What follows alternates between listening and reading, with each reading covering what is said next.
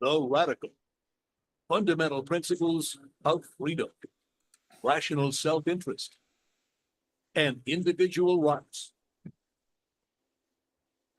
This is the Yaron Brook Show.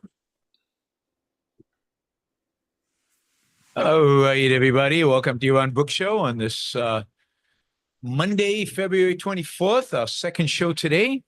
Hope everybody's having a fantastic start to your week. And yeah, I'm excited. Today, we're going to be talking to Ben Baer. We're going to be talking about one of my favorite subjects, religion, and what's up with everybody becoming religious. So we'll talk about that. We'll talk about J.D. Vance's comments. We'll talk about some controversy, which you guys probably haven't heard much about within the kind of atheist movement. I don't think it made a lot of waves outside of that movement, but we'll talk about that. And then, of course, you guys get to determine what we talk about. You guys ask questions. We'll talk about anything. Remember, Ben's a philosopher. So any philosophical questions that you've asked me and I said, ask a philosopher, now's your chance. We'll have Greg on in a couple of weeks. You can ask him some philosophical questions as well, but ask whatever you want to ask. We're here if we can't answer something, we'll tell you. Yeah, Ben, thanks for joining me. Thanks very much. I love coming on the show. Good. So as you all know, Ben is a fellow at the Ayn Rand Institute, and a philosopher. I've known Ben since he ran a campus club years and years and years ago at University of Illinois, Champaign. And yeah, let's jump into it. So, and Ben has a particular interest and has written quite a bit and tweets a lot about kind of these issues regarding religion. And he did a really good talk, which I highly recommend, on Augustine, St. Augustine, that's on the Ayn Rand Institute YouTube channel, so you can catch it there. Yeah. So there's been this phenomena, it probably started before this, but it really hit home with Ayaan Hirsi Ali, I don't know if becoming Christian is even right, but is even the right terminology, but kind of acknowledging that there was a hole in their life that Christianity could fill. And then it's people talking about being Christian, culturally Christian. And then I talked on the show a week or two ago about this, Christianity's rise in Silicon Valley, the last place on earth I thought Christianity would find a foothold. So how do we explain this phenomena? Well, part of it, I think, is suggested by the way you described the Ayaan Hirsi Ali problem. She describes, she and others describe it as having a God-shaped hole in their lives. There's been a retreat of religion from Western culture, and what that brings with it is a retreat of any kind of explicit, semi-philosophical source of moral guidance in a lot of people's mind, at least. And I've written about how a number of thinkers have noticed that with the retreat of religion, you also then get this onslaught of irrational ideologies, woke egalitarianism, so forth, which are really just kind of quasi-religions. They have all the same kind of altruistic, self-sacrificial moral fervor, calls for humility, etc. And so somebody, there are different ways that this hole gets filled. The leftist egalitarianism is one way, but it's true that people need guidance in life. And when our culture has failed to provide a rational philosophical alternative source of moral guidance, then people will default back into the only thing they know. And Ayaan Hirsi Ali is an interesting example, of course, because she was raised religious, of course, with Islam, and that did something for her that her many years in the wilderness as an atheist didn't get her. And there's some kind of code of meaning and value, and it's it's a terrible mistake to think that you're actually going to get good, meaningful guidance from any of these irrational codes, religious or otherwise. But I mean, I think that's the basic factor, the basic issue, that there is a hole in our culture and something's got to fill it. I only wish it were something better than what they're taking. Do you think the kind of the secular philosophers, thinkers out there, does this challenge them? Are they interested in this? Are they like, okay, we need to do better, we need to fill this hole, or are they so cynical that? It's a great question, and I think this is a question that a few of them are thinking about, not nearly enough. Like, I think Sam Harris gets this. He gets that this is a problem. It's why he wrote a whole book some years ago on a kind of atheistic moral theory, which I don't think is very good, but he's at least trying. Michael Shermer to some extent. But I'll tell you, I went to this event a few months ago in October. It was one of Richard Dawkins' last public events, and he was being interviewed by Shermer about this new book of his, The Genetic Book of the Dead. And I said, this is one of Dawkins' last events. I got to go and ask him a question. And I got up, in the audience, and if they taped this, there's tapes of this somewhere.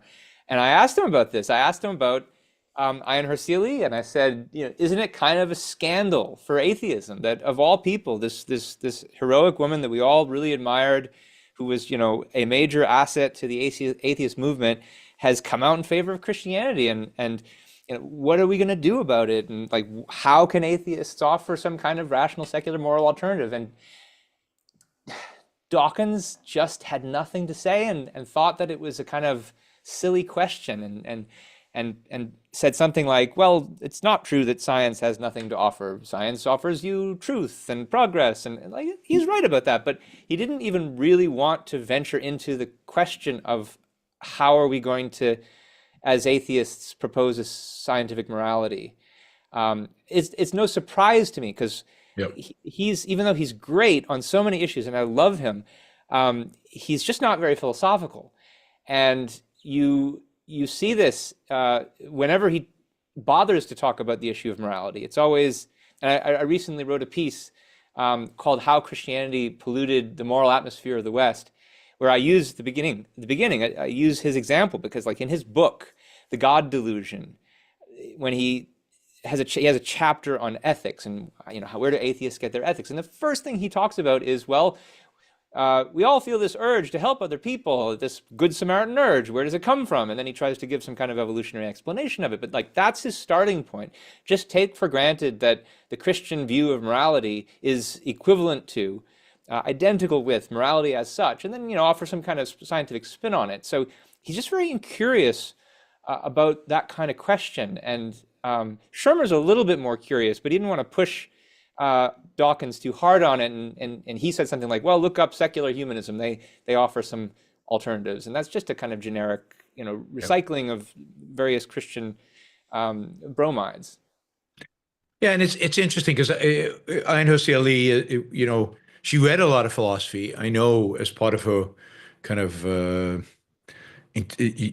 growing up intellectually, and when I met her once, and we talked about, and she was clearly enamored with human skepticism, and the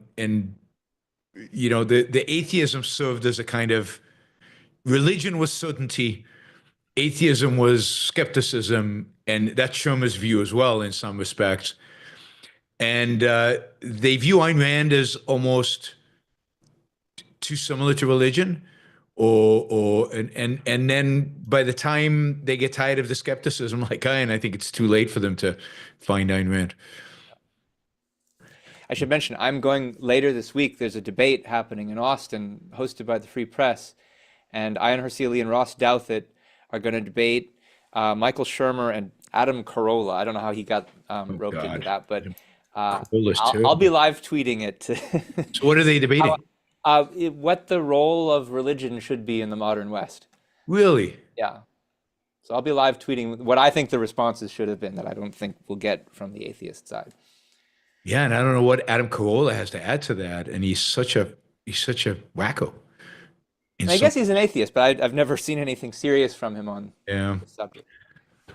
Yeah, I mean, it does seem like the good thing is that it's out in the open and people are debating it and discussing it. Partially, I think the Free Press has some responsibility for that because they're in the middle of it.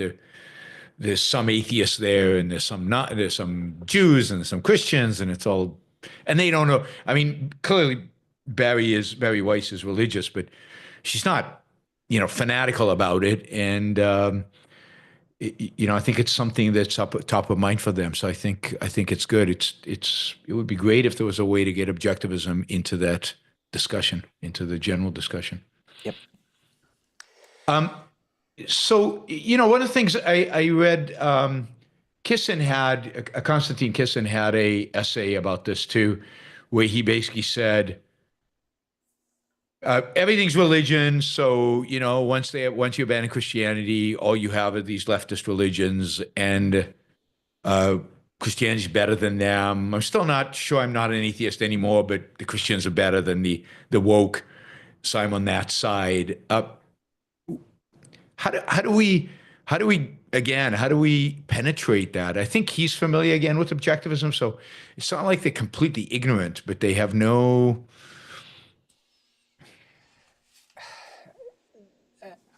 I think some of it is, and I think I read that essay of his when it came out. And I certainly heard others say the kind of thing you just mentioned. And Yep. part of it is also there's a tribalistic element where there's a class of people who've been aggrieved by the left in various ways, who have grievances against the left. They see them as the main and only evil enemy to be opposed, and just anybody who is fighting them then counts as an ally. This attitude includes, I think, even some fans of Ayn Rand, and it's in our culture, the way things are right now. It's not too surprising that this is the way it should work. That we see the religion as an enemy of the left, and therefore we'll be more sympathetic to them. And the more they curry favor with us, the more we'll listen to what they have to say and start to think of them not just as allies of convenience, but friends. One of the things that I talk about in that same article, how Christianity polluted the moral atmosphere of the West, is how, ultimately this is a delusion, because the left is just the cultural descendant of religion in so many ways. And that's why these various woke egalitarian movements seem so religious, is they're drawing on the same old ideas. And so and I think you see this too in the current direction of the American right. It's become successful. It's won elections by becoming more left-wing, and the fact that there are elements of Christianity that support them in doing that is not an accident. So let's talk maybe a little bit about what those elements of Christianity they find appealing. Obviously it gives them a code of ethics, so it gives them some morality, although it's vague in terms of what that morality is, other than kind of a general call for altruism. But what is it about the morality, and what are the other features of Christianity that the left has adopted and interpreted in its own way?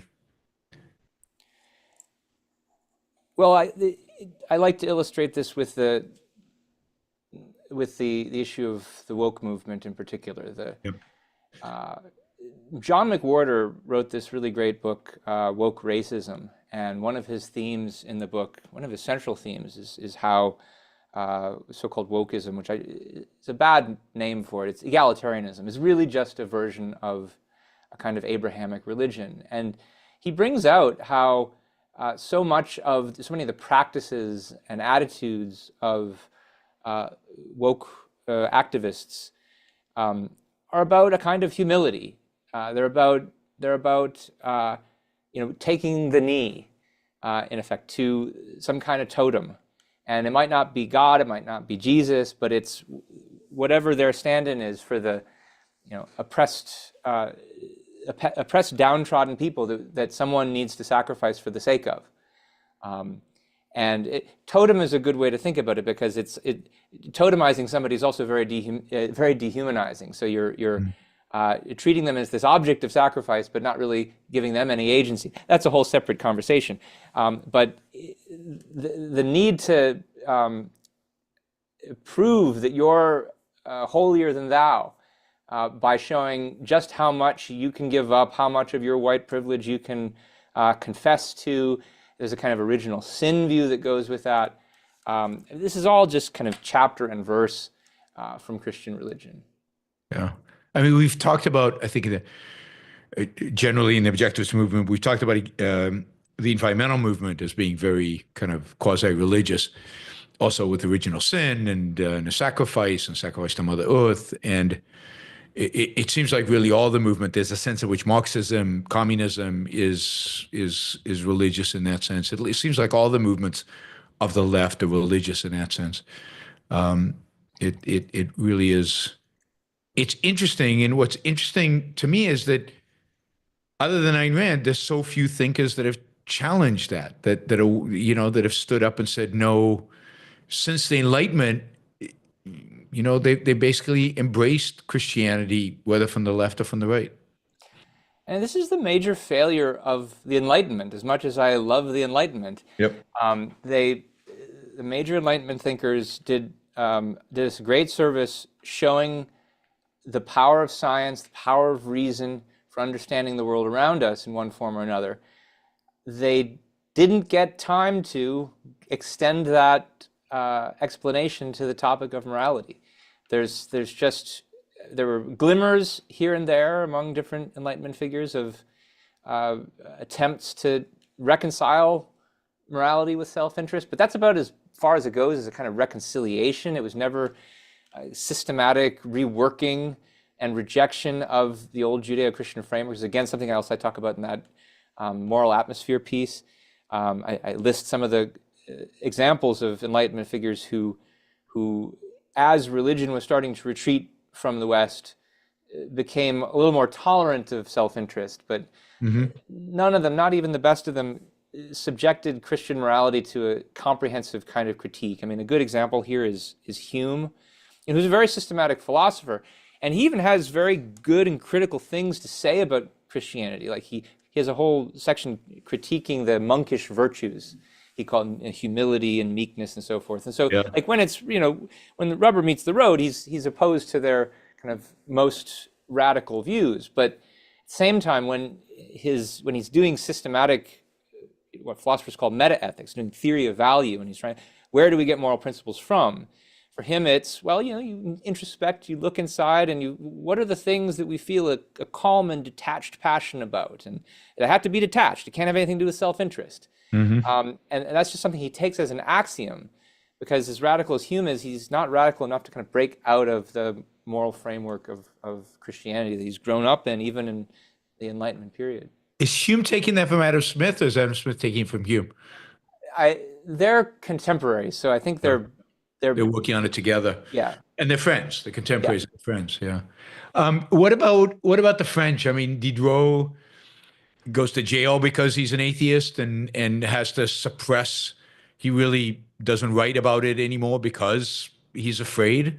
And there's some others who kind of are working on morality. It's pretty flawed, but they're at least attempting. Yeah. I don't know as much about the French Enlightenment as I do about the English, and I haven't read as much of the philosophes. But in what I've studied, I've just never come across any French Enlightenment moral theory to speak of even. I mean, I guess Rousseau maybe is the closest that they get, and he's pretty far from the Enlightenment already. But one of the complicating factors in that period is to the extent they're talking about egoism at all, it's often psychological egoism, where they assume everybody is selfish and they don't need any guidance in that regard. That leads to certain kinds of reconciliation between self-interest and morality, because why are people doing these things that look moral, even though they're all self-interested? And so they try to combine those together, but it's not a real normative theory. Mandeville is a French thinker, and he's interesting because he's got the fable of the bees, talking about how when people pursue selfish interests, it somehow serves the common good. I haven't read him recently enough to be sure I'm getting his thesis right, but this is the thesis he's famous for, but he's also horrified by the thesis. Like, he's an Augustinian and says, look at all these people pursuing their self-interest like bumbling bees, and what are we to do with ourselves, since now this means this is kind of is good. Yeah. His view of original sin is inevitable. Yeah. No, I mean, I think that the French are more explicitly atheistic, and therefore they're at least trying. But they're so far away, they're so far off, and they also have to repress themselves because they're in danger. I mean, that's the other thing we have to remember. The Enlightenment is in the context of religion is still dominant in Europe, and they'll go to jail or worse. I mean, Voltaire has to run away, and he's not an atheist, and he still has to run away. So Hume was denied a job at Edinburgh because he was an atheist, and before that, Locke was not persecuted for his religion, but persecuted because of his political views and had to flee to Holland because of them. Well, and it was a Catholic king coming, and he was afraid. Yeah, so yeah. Yeah, no, it was a different era. Luckily, for now at least, I don't know how long this will last. We don't have to flee anyway. We can work here. So, J.D. Vance the other day made this argument that sounds almost, but far from. But it sounds in the name of Catholicism, Ordo Amoris, and the idea is that what's closest to you is more important, and the further it goes from you, the less important it is, unless you should sacrifice for it. You know, the close is good, the far is bad. It sounds almost, a perversion of an egoistic argument, but it's not. And so what do you make of that, and what do you make of the controversy? Because God, I mean, the number of people who wrote about it was quite astounding. Yeah, it's so interesting. It's one of these rare occasions where a semi-obscure issue in philosophy and in the history of philosophy breaks out into the open, into a social media flame war, and you have people on Twitter, citing Augustine and Aquinas and trying to justify Vance's view on the basis of that, and then other people saying, no, this is not Christianity at all. And so I followed this very closely when it came out, and I also went and read many of the relevant texts from Augustine and Aquinas to see what this was all about. And what I found was not too surprising, but still super interesting. I mean, I should mention, by the way, this comes up originally because of questions about Trump's immigration policy, and he's trying to justify the deportations and various things like that. Later, it turns into a wider debate about USAID and aid to Catholic charities and things like this. You have to make that disclaimer because I don't want to concede even his premise that closing our immigration policy from the world, kicking people out with mass deportations, is anything like an egoistic policy that actually serves our self-interest. Absolutely not. I think the fact that they have for such a long time seen an opposition between morality and practicality, it makes it easier for them to think that because they've lost all principled conception of what is required for actual self-interest. Leave that aside for the moment. Maybe we can come back to it if you want to, but it's, it sounds kind of like an egoistic proposal. And the texts that he cites, he didn't cite texts, he cites this concept, Ordo Amoris, which is a term that originally comes from a certain doctrine in Augustine. And it then also, there's also a text in Aquinas. And the first thing to say about the texts from Augustine, and these are the older ones, these are going back to the 4th century, is that the few passages that you can find from him saying anything like what Vance is saying, it is such a stretch to think that Augustine would favor anything like the kind of family values, family first bourgeois attitude that the conservatives are trying to justify. At most, what Augustine says is, yeah, we should all be selfless all the time. We can't be selfless to everybody all the time. It's just impossible because, after all, we're all sinners, right? That's original sin. And so, we have to be selective about who we're going to do our sacrifices to. And it's just easier to do them to the people who are right in front of us. Now, he doesn't say to our loved ones, to our family. Remember, he's the one who says we should all be monks if we can. And, he condescends to the weakness of other people who have to get married, going with St. Paul. So if it's our family who happens to need us because they're right in front of us, yes, of course we should help them first. But then if there's a stranger who's in front of us who's dying or whatever, or if there's a mendicant priest who's begging for good, we should help them because they're right in front of us. So it's the fact that people in front of us are asking for something. For him, this is an accident, and it's an easy way to decide how to discharge your selfless obligation, but. This is nothing like, oh, I have loved ones who I think are actually more important than strangers around the world or strangers next door for that matter. So it's the association, the similarity between what Vance would like to justify and what Augustine's actually justifying is just stark. It's a stark disparity there.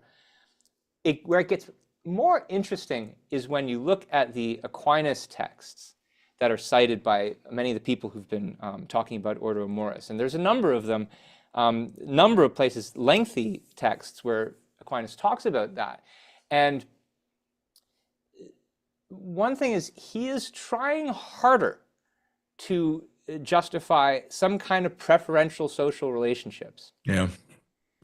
But the other thing that you notice is that this is happening in chapters in the Summa where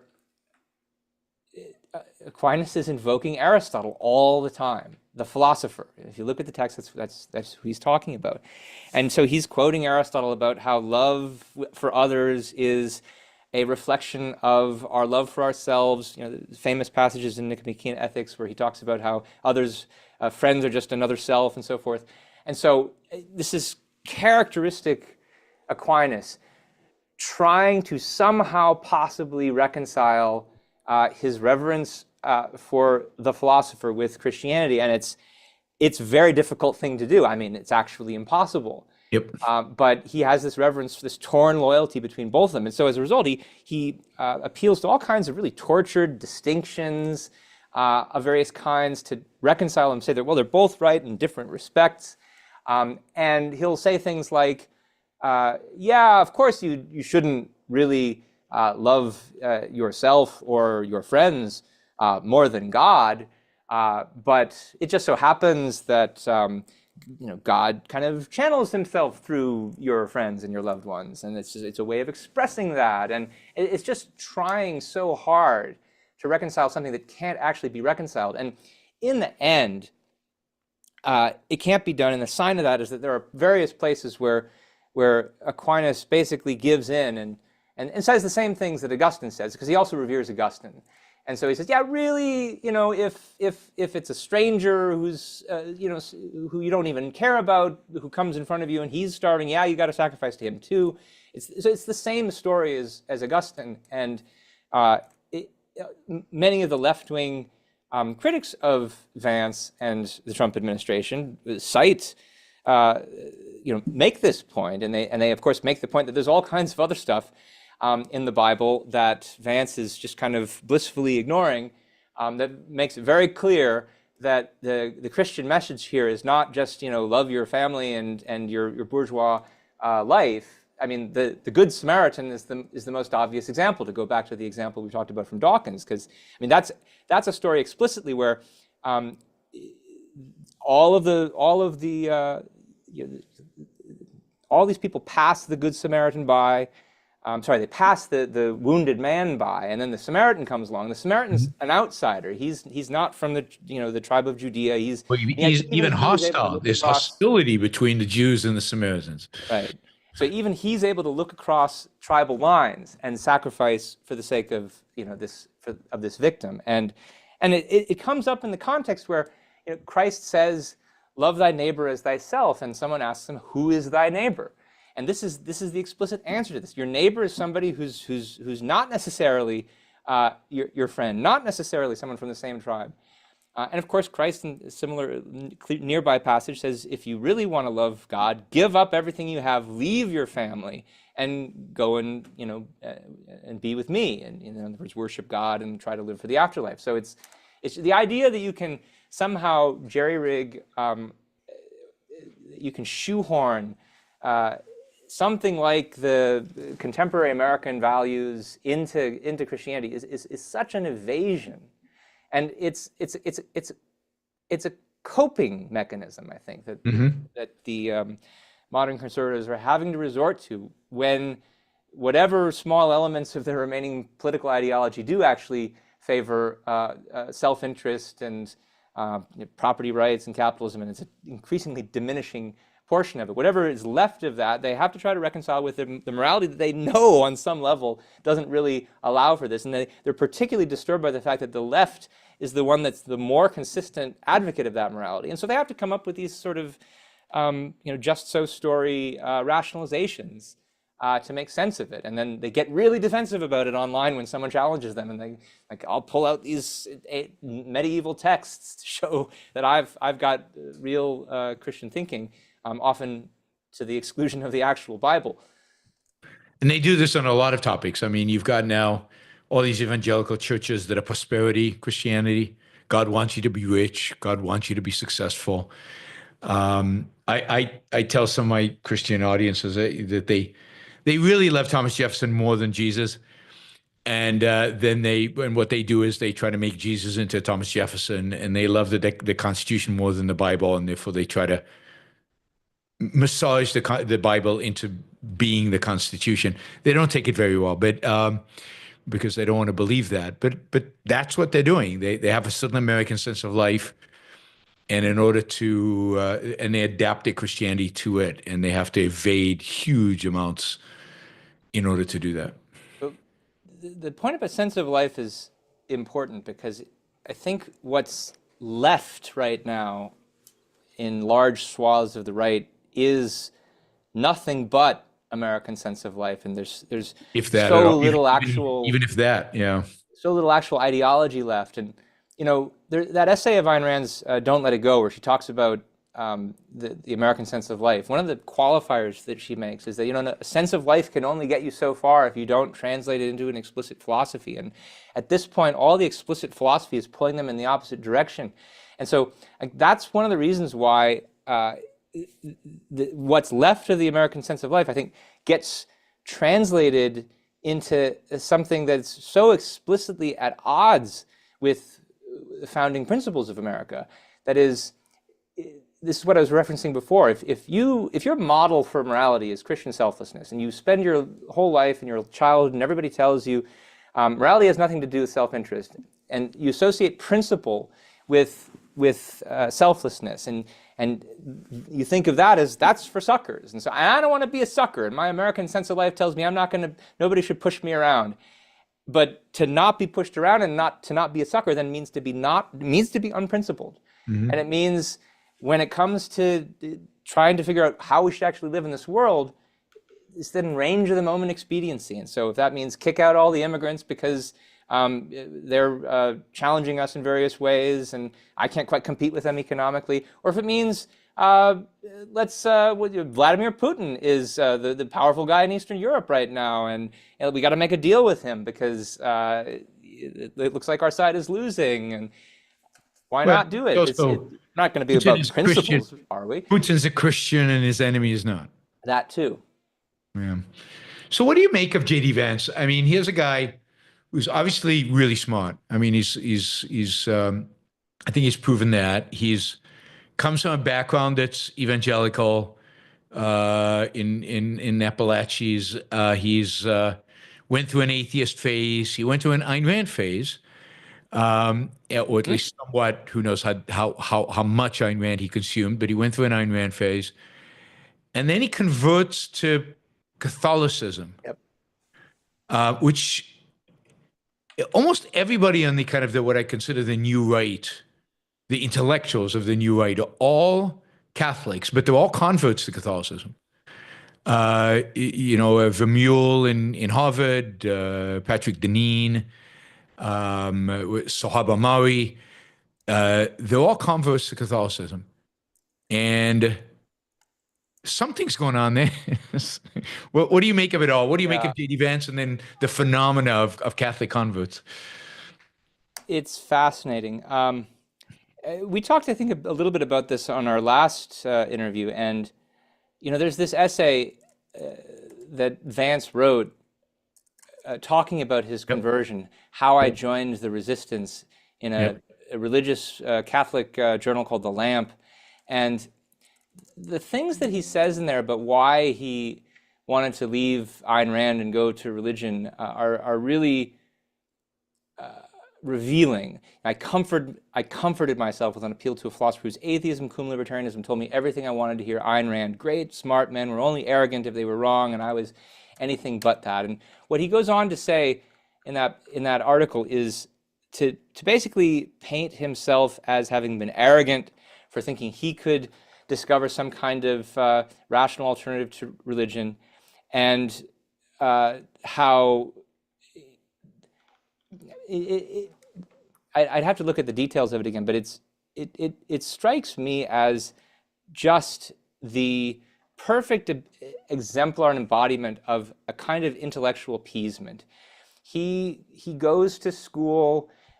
He's been kind of a contrarian, but then he meets up with Peter Thiel, who introduces him to Rene Girard, and he realizes, hey, I'm a smart kid. It's the same phenomenon Ayn Rand's talking about in that essay, Altruism as Appeasement. I'm a smart kid. I like to be able to do my own thing. I've tried doing it, but when I did, I encountered this opposition from people who thought I was arrogant. And so please give me permission to be my own smart person, and I will show you that I have the right to do that because I'm going to advocate for altruistic causes. I'm going to advocate for the little guy. I'm going to advocate for the people. He's like a perfect embodiment of what she's talking about in that essay. Mm-hmm. The Rene Girard connection is also fascinating because I saw that the Peter Thiel story you wanted to talk about. Yep. He's a common denominator here. And I haven't studied much Girard closely. I haven't read any primary texts. I really want to. I've read a bunch of articles about him, but one of the things that's fascinating, this is going to connect to the thing you want to talk about with Thiel, is essential to Girard's worldview, and this comes up in that New York Times article, is the idea that everybody out there is pursuing this mimetic form of life, which means they're all trying to copy each other. And Girard sees in this view this is the reason, this is the source of suffering, this is the source of pain and meaninglessness in everyday life. And if there's only some way to break out of this cycle, by using Christ as an example, who doesn't care about any of that, we'll all be better. And it's such a striking worldview for someone like Vance to glom onto and for Thiel to glom onto, because it's like the view that the world consists of Peter Keatings. Yeah. And therefore, the only solution is to become a Tui or the equivalent. And completely missing the possibility of living an independent existence where you live for yourself by your own means. You don't just think we should copy everybody else and absorb our values from them. And it's especially interesting because in that article about Thiel and about his growing influence in Silicon Valley, and I think the Times is even subtly poking fun at this. On the one hand, they're interested in Thiel and Girard, who complain about everybody being a Peter Keating. On the other hand, boy, do they want to be like Peter Thiel. And if Peter Thiel says Christianity is great in Silicon Valley, well, that's good enough for me. And all my friends are now going to these meeting groups, Acts 17. And I think Vance was part of the early advancing guard of that. It's so much just social metaphysics that's playing itself out. But so much of that, I mean, it's so tragic because here's Peter Thiel, who's one of the great entrepreneurs and certainly venture capitalists of our time, an independent mind. He couldn't otherwise, I mean, in his business, there's no way he'd be this successful if he wasn't a great independent mind, latching onto a philosophy that tells him that he has to avoid being a second-handed, which is he's not primarily, at least not in that realm of his life, has to glam onto religion in order to avoid it. It just seems so bizarre, the whole thing. It's bizarrely tragic, but if you think, and I really encourage people to go out and read that Altruism is Appeasement article, because I think it's one of the underappreciated gems of Ayn Rand's nonfiction, where she goes into the psychology of this, and so it's tragic, but it's also kind of to be expected, because somebody who is precisely bright and innovative and wants to go against the grain, who has all these ideas, and then goes to college, goes to Stanford, as in Thiel's case, or in Vance's case, goes to Yale Law School, having come out of Appalachia, and then it meets with this reception of people don't agree with you, and they think that your Ayn Randian ideas are so arrogant, and you, on the one hand, you're a rebel, but on the other hand, you kind of want to be in the in crowd, and you don't like the fact that everybody's making fun of you and criticizing you. Like, I've been there, right? I've been in academia. I know what it's like to meet with that kind of crowd and those kind of glares and those kind of eyebrow raises, and somebody who is kind of fashions themselves as a rebel, but who still deep down kind of wants to get along, they're going to give up on that, and they're going to look for ways of rationalizing their independence and rationalizing their intelligence that kind of give them permission. And it might not be what the people at academia like. It might not be something that's popular with them, but wow, if you can get into this other tribe of people, the Christians, who they love to have you, that's another thing. It's interesting. It's interesting how they can stay rebels, in a sense, independent in their business life, and yet be like this. But Peter Thiel seems to have because he's been so successful, and because he is in some way very intellectual, and in another way he's very pseudo-intellectual. I mean, he mumbles and rumbles a lot, kind of often in a meaningless way, but he's always seems to be saying something that's different and interesting to at least some audience. He's had an enormous impact both in Silicon Valley, in politics. He's brought a lot of these guys from Silicon Valley to the right, to Trump, to MAGA. It's amazing how much influence he really has had. Yeah, no doubt. I want to learn more about Girard, so I can speak more authoritatively on it once I do. Yeah, it would be interesting. It will definitely be interesting. So, the other thing that, J.D. Vance, I had the quote. I mean, because the thing he wrote about was you love your family, and then you love your neighbor, and then you love your community, and then you love your fellow citizen. And the thing he's leveraging here is the fact that nobody's going to question any of those statements, right? Maybe they'll question the then you love, maybe they'll question the order, but as I think I said on the show there, I don't love my neighbor. I don't love my community. I mean, but nobody questions that. You can't question that. You're not allowed to question that with altruism. Yeah, and usually the way that so when I used to teach college philosophy classes, I would talk about related issues, and what I would often get from my students when we talk about questions about self-interest versus altruism is they'd say, oh yeah, it's just like the air mask on the plane. When it pops down, you got to put your own on first before you can help another. And I'm saying, oh, so is the idea there that your own breathing is actually more important than other people's, or is it that you are just a means to their end, and you've got to put it on before you help the other person, because then you can't help them if you die first? And when pressed on that, they'd always say, oh yeah, it's the second one. It's not, because it can't be that my own life is actually the ultimate value. And so there's that equivocation between the two kinds of before. You love yourself before your family before your country, etc., that allows them to get away with that. On the one hand, it kind of rationalizes a sort of egoism, but it's put in just ambiguous enough of a way that it's still formally consistent with the idea that our obligations are owed to somebody else. So, well, this is happening kind of in the people debating Christian theology. There's been now a controversy within the atheist movement, the atheist movement of Dawkins and Pinker and Sam Harris, and I guess all of those. Tell us a little bit about this, because this certainly didn't make the big headlines that J.D. Vance makes. Yeah, it didn't, and I'm writing an article about it, so there'll be more from me on this soon. But um, just for framing, I think it's worth pointing out that this is another example of, I think, the same thing we talked about before of the way in which even the heirs to the Enlightenment, the best of secular kind of rationalist culture, is still in one way or another completely under the spell of Christian morality, and there's just really nobody sees an alternative.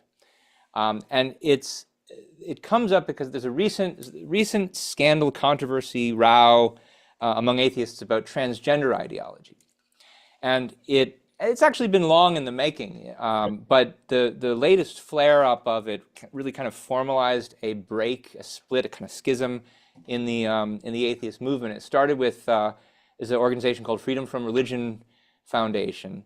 They're the ones who are often filing a lot of lawsuits on issues of church-state separation, and they have a blog, and where people who are affiliated with the organization one way or another post their opinions on things that they think are related to the secular movement. And there was a post put up by a person named Kat Grant, "What is a woman?"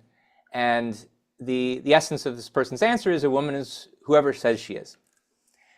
And there's a member of the honorary board of directors of Freedom from Religion Foundation, Jerry Coyne, who's a very well-respected, established evolutionary biologist from University of Chicago. And Coyne has long had a problem with the denial among the transgender activists of the sexual binary. And so he objects to the idea that it's just whoever she says she is. And he writes an article, asks for it to be posted to the FFRF blog, because he's a member of their honorary board of directors, where he basically tries to rebut this idea. And he says, there's a fundamental difference in biology between the member of the species that produces the large gametes and the small gametes, and it makes a big difference for how natural selection works, and et cetera. And yes, there's apparent exceptions to this. There's intersex individuals, but in effect, it's kind of borderline case, and it still doesn't deny the fact that there are binaries that it's on the borderline between. And I should also say, in defense of what Coyne is saying in this piece, that he is very far, very, very far from calling for the persecution of trans individuals, and he's even using the they/them pronouns to describe Kat Grant, and he distinguishes between sex and gender, and he says gender is the kind of cultural associations with biological sex role, and that comes on a spectrum, and we should be very tolerant of all kinds of different lifestyles that people have. But if you're talking about biological sex, that's still a biological binary, and I'll tell you, Yaron, I'm no biologist, so I haven't studied the biology of gamete size close enough to know with certainty that Coyne, who's a really well-established biologist, is right about this. But that would be a reason for there to be a good, open scientific debate on the question that I could then follow. But that's then not what happens. What happens is there's a social media mob that comes for Coyne, pressures the Freedom from Religion Foundation to take down his post, to delete it from their blog, and they put up a small post of their own saying why they did it, but not taking any issue with any of his scientific arguments or claims. And so as a result, he steps down from their board, and so do Richard Dawkins, and so does Steven Pinker. Others come forward to defend what FFRF did, and what they focus on, they basically ignore the whole scientific debate, that most of which is what was motivating Coyne. And they focus instead on, there's some things he says about what he thinks the policy implications of the sex binary should be, having to do with bathrooms and women in sports and things like that. And they take issue with his use of statistics and whether or not trans people are overrepresented in prison populations. And I think there are some real serious questions about whether he was using the statistics properly. But like, that's a debate you should have. And instead, he must be a bigot. He must be prejudiced. You know, good riddance that he was kicked out of the movement. And so what's happening there on that side of the atheist movement, to me, really does look like religious dogmatism on behalf of, you know, this new quasi-religion of the woke, which has, you know, now, you know, infiltrated a major element of the atheist movement. And Dawkins and Pinker and others have, you know, long been critics of that, and so it's no surprise that they're now, you know, formalizing that break. So on the one hand, here are, in fact, left-wing atheists who they're supposed to be the scientific rationalists, right? They're supposed to be the ones who are immune to all the irrationality of religion, and yet here they are, you know, having their own little inquisition, kicking out the heretics who are, you know, unwilling to speak the sacred words. Although, you know, some of them they are willing to speak, but they don't even want to have the scientific debate. And so the religion's influence, even among the atheists, is really quite ubiquitous. And there's one last little twist on this, which is that even among those who are speaking up on behalf of COIN, like Richard Dawkins and Pinker, and I applaud them for doing it. There's a kind of inconsistency looming in the background with their overall position, which is, on the one hand, wow, you know, to come out in defense of scientific truth, or at least what you argue is scientific truth, even when everybody opposes you, even when there's this vulnerable population of people who are going to be offended and, you know, in some way affected by what you say, boy, that takes some guts, right? That takes some pride to be able to do that. And yet there's this trend in the atheist movement that's been buoyed and promoted by people like Dawkins and Pinker, that we should really practice intellectual humility. Yeah. And it just doesn't fit. Like, this is not the act of someone who's being intellectually humble. To be able to defend science, even when it's this unpopular, that takes pride. And so, yeah, I wrote an article about this, and I sent it to all the different atheist magazines, and nobody wanted to publish it. And it's telling, because, like, even among the better parts of the atheist movement, they want to apologize for their reverence for science by framing it in terms of humility. And they say science is humble because scientists have to be willing to admit when they've made mistakes, and they don't know everything. And all this is, of course, true, but it's not humility. It's objectivity. It's intellectual honesty, and nothing to do with the Christian virtue of humility, which says, you know, you should not think so well of yourself to think you can ever discover any truth. You should, you know, bow down before the authorities. And so it really just is everywhere. How much is this is the way so many of these intellectuals presented as dogmatism versus skepticism, and those are the two options? Oh, it's completely related to that. It's those are the two alternatives that they can envision. And I guess my point is, you know, if you want to distinguish what you're doing in a controversy like this, where you are taking a real principled stand, you know, in favor of science against all the naysayers, but you don't want to see that as dogmatic. You've got to see there's a third possibility here. It's neither skepticism nor dogmatism. It's being objective. And why do you think that's so hard? You got me. Yeah. I mean, it's hard. What's hard is pushing back against so many automatized categories that you've been taught from, you know, day one, that you're either dogmatic or you're a skeptic. You're either, you know, arrogant or you're humble, and those are just automatized in a lot of people's minds. And being able to see a third alternative, it does take work. It does take, you know, it really takes having a whole alternate worldview as a possibility that you can consult to attach that third alternative to. It's not enough that it's just a kind of logical possibility. It has to have some, you know, flesh to it. And what they don't have is, and this goes back to our earlier conversation, they don't have a systematic, worked out theory of morality that they see as scientific, that they see as a real alternative to the Christian worldview. They still equate like the Christian view of morality as the stereotype of what morality is, and just can't see past it. How much is this also epistemological in terms of how they view what the truth is? I mean, I'm sure that's part of it. It's part of what, and Mike Maz has done some good work lately on Karl Popper. Mike is my colleague at ARI, and the Popperian view is that certainty is a form of dogmatism, and it's conducive to authoritarianism. And it's true that baseless confidence is a kind of authoritarianism and conducive to that, and is a kind of dogmatism. But you have to be able to distinguish between certainty that's earned, confidence that's earned, and the kind that's unearned. And there's a lot more to say about that, but there's definitely an epistemological view coming from Popper and many, many others that make that possibility difficult to see. Yep. All right, we've got a bunch of questions, so let's turn to our questions. I think we covered everything we planned to. Yep. Let's see. All right, John puts $100 in. He says, "Love Ben, take my money." Happy to take your money, John, and I'm glad you love Ben. That's great. Wes, also $100, says, "Hi, Ben. I'm a big fan. The old Check Your Premises blog you and Greg worked on years ago helped me learn a lot about objectivism."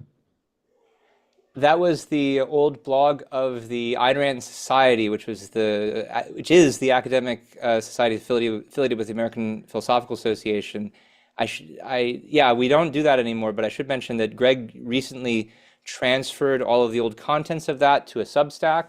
Oh. You can subscribe to that Substack and support the Ayn Rand Society and get the papers that they put out every year at their sessions. So that's a Substack of the Ayn Rand Society? Yeah. Okay. Do you know how they would find it? I think probably just look up Ayn Rand Society. I think it's... Okay. Ayn Rand Society Substack. Yeah, I think it's aynrandsociety.org. Yes, that is the Substack. All right. Ian says, this is partially for Ben's work on religion and partially for him holding Trump to proper standards on social media. I appreciate all his posts and good to see some objectivists on Bluesky now that I'm off Twitter. Okay. Yeah, I mirror everything on Bluesky. What's that? You mirror everything? Yeah, because the left has left, a lot of the left has left X, and yeah. Some of them might want to hear what I have to say. Some of them might need to hear what I have to say. Yeah, is it easy to mirror? Not. There are probably programs you could use that would make it easier than what I'm doing right now. Right now, I'm just copying and pasting. Copying and pasting. There are programs. Yeah, X is becoming. I don't know. I've created my own little insular bubble, I think. So I get the same people over and over again. It's getting boring because I pretty much know what they're going to say about any particular issue. Let's see. Shazbot asks, if God is omnipotent, why are so many people worried that he will somehow lose his grip on the world? He could make our whole galaxy become purple in an instant if he wanted to. That's actually a very interesting question. And I think to really answer it, you'd have to think a little bit more about the psychology of religious belief, because people who believe things on faith, they don't always believe the thing that they say that they believe. And there's a lot of stuff in Galt's speech that speaks to this, which people don't appreciate when she talks about the psychology of the mystic. And I mean, her view is that the kind of attitude that pushes someone toward religious belief, in the belief in a higher power, is ultimately it's a kind of social pressure, a kind of fear of the consciousness of other people. And so, yeah, the idea of God being omnipotent, that's a theologian's innovation that's developed to solve one or another puzzle about the idea of God. But at the end of the day, what believing in God really is about is I fear other people. I want to be able to, especially if you're a preacher of religion, you want to be able to put something over on them. If I can get them to believe this crazy thing, then I'll have something on them, and they'll have surrendered their consciousness to me, and they'll help me to fake the kind of person that I am. And so there's very much a concern about what other people are going to do that's baked into the whole religious worldview, and that has to explain, the push to try to convert people. It explains the loss of confidence that religious people have when religion erodes from the culture. Because they can't just say, oh, the Christ is going to come again, and the second coming will happen, and we'll all be raptured away. It doesn't really matter what we do on earth. If you took that really, really seriously, then you would, go live in a monastery and not really care what happens in the world. And a few people are like that, but most of them very much care about what other people think of them, and it shows. Yep. Andrew says, I was intrigued by Ben's observation from Augustine's biography of his secondhandedness. How does secondhandedness and/or the need to belong connect to religion? And this is related. This is I talk about this in that Ocon talk from 2 years ago, and it comes from a famous part of the Confessions where Augustine talks about stealing a bunch of pears with some friends of his. And the main thing he tries to stress in this story is, see, it's just an example of the arrogance of being a pagan, to think that I could, steal these pears that even I didn't really need. I just wanted to prove that I could do it. So he uses it as, this is another reason why we should all be humble, and further confirmation of the ubiquity of original sin. But there's another aspect of the story that he mentions. It kind of goes by in passing, but it's significant that it's there, I think. That a big part of the story is my friends were kind of peer pressuring me into stealing these pears. I didn't really want to do it, but they were all going along with it. Come on, Augustine, let's steal those pears. And it's not the only example in his life where he goes along with what the crowd is doing. Another big example of it is when he becomes a priest. He shows up at a church service in his hometown in North Africa after having traveled in Italy, trying to get away from his mother and so forth. I mean, he has these brief periods of time where he's really rebellious, trying to break away from all of that, trying to find himself. But she eventually gets her claws back in him, pulls him back to North Africa, and then he's sitting in church one day, and this mob assaults him and forces him to take holy orders and become a priest. Like, they literally force him to become a priest. And somebody does that to me, they gun to my head. Okay, I'm a priest, and then run away. But no, he goes with it. He runs with it. He's like, okay, I guess I'm a priest now. And so there's this real streak of having to give in to other people and not really having the courage of your own rebelliousness, that is a theme throughout his life, not really fully acknowledged theme, but it made me, I raised the point in the lecture, gee, Augustine, do you think just maybe that same habit of yours could also account for your acceptance of all of these ideas, all of these religious ideas? And so it goes back to the idea that this fear of of others' disagreement, fear of others' approval, in one way or another, that transmutes into religious belief. Let's see. Richard Cunningham asks, what's the difference between the soul and consciousness? I think somebody actually asked Ayn Rand this very question in a Ford Hall Forum session. I might be mistaken, but I have a vague memory that's in the Ayn Rand Answers book. And what I remember her saying something to the effect of, which makes sense to me, is they're basically the same thing, but when you talk about the soul, you're putting emphasis on the emotional aspects of consciousness. Consciousness is a very inclusive concept. It refers to thoughts and feelings and decisions and memories and like everything that you would count as a state of consciousness.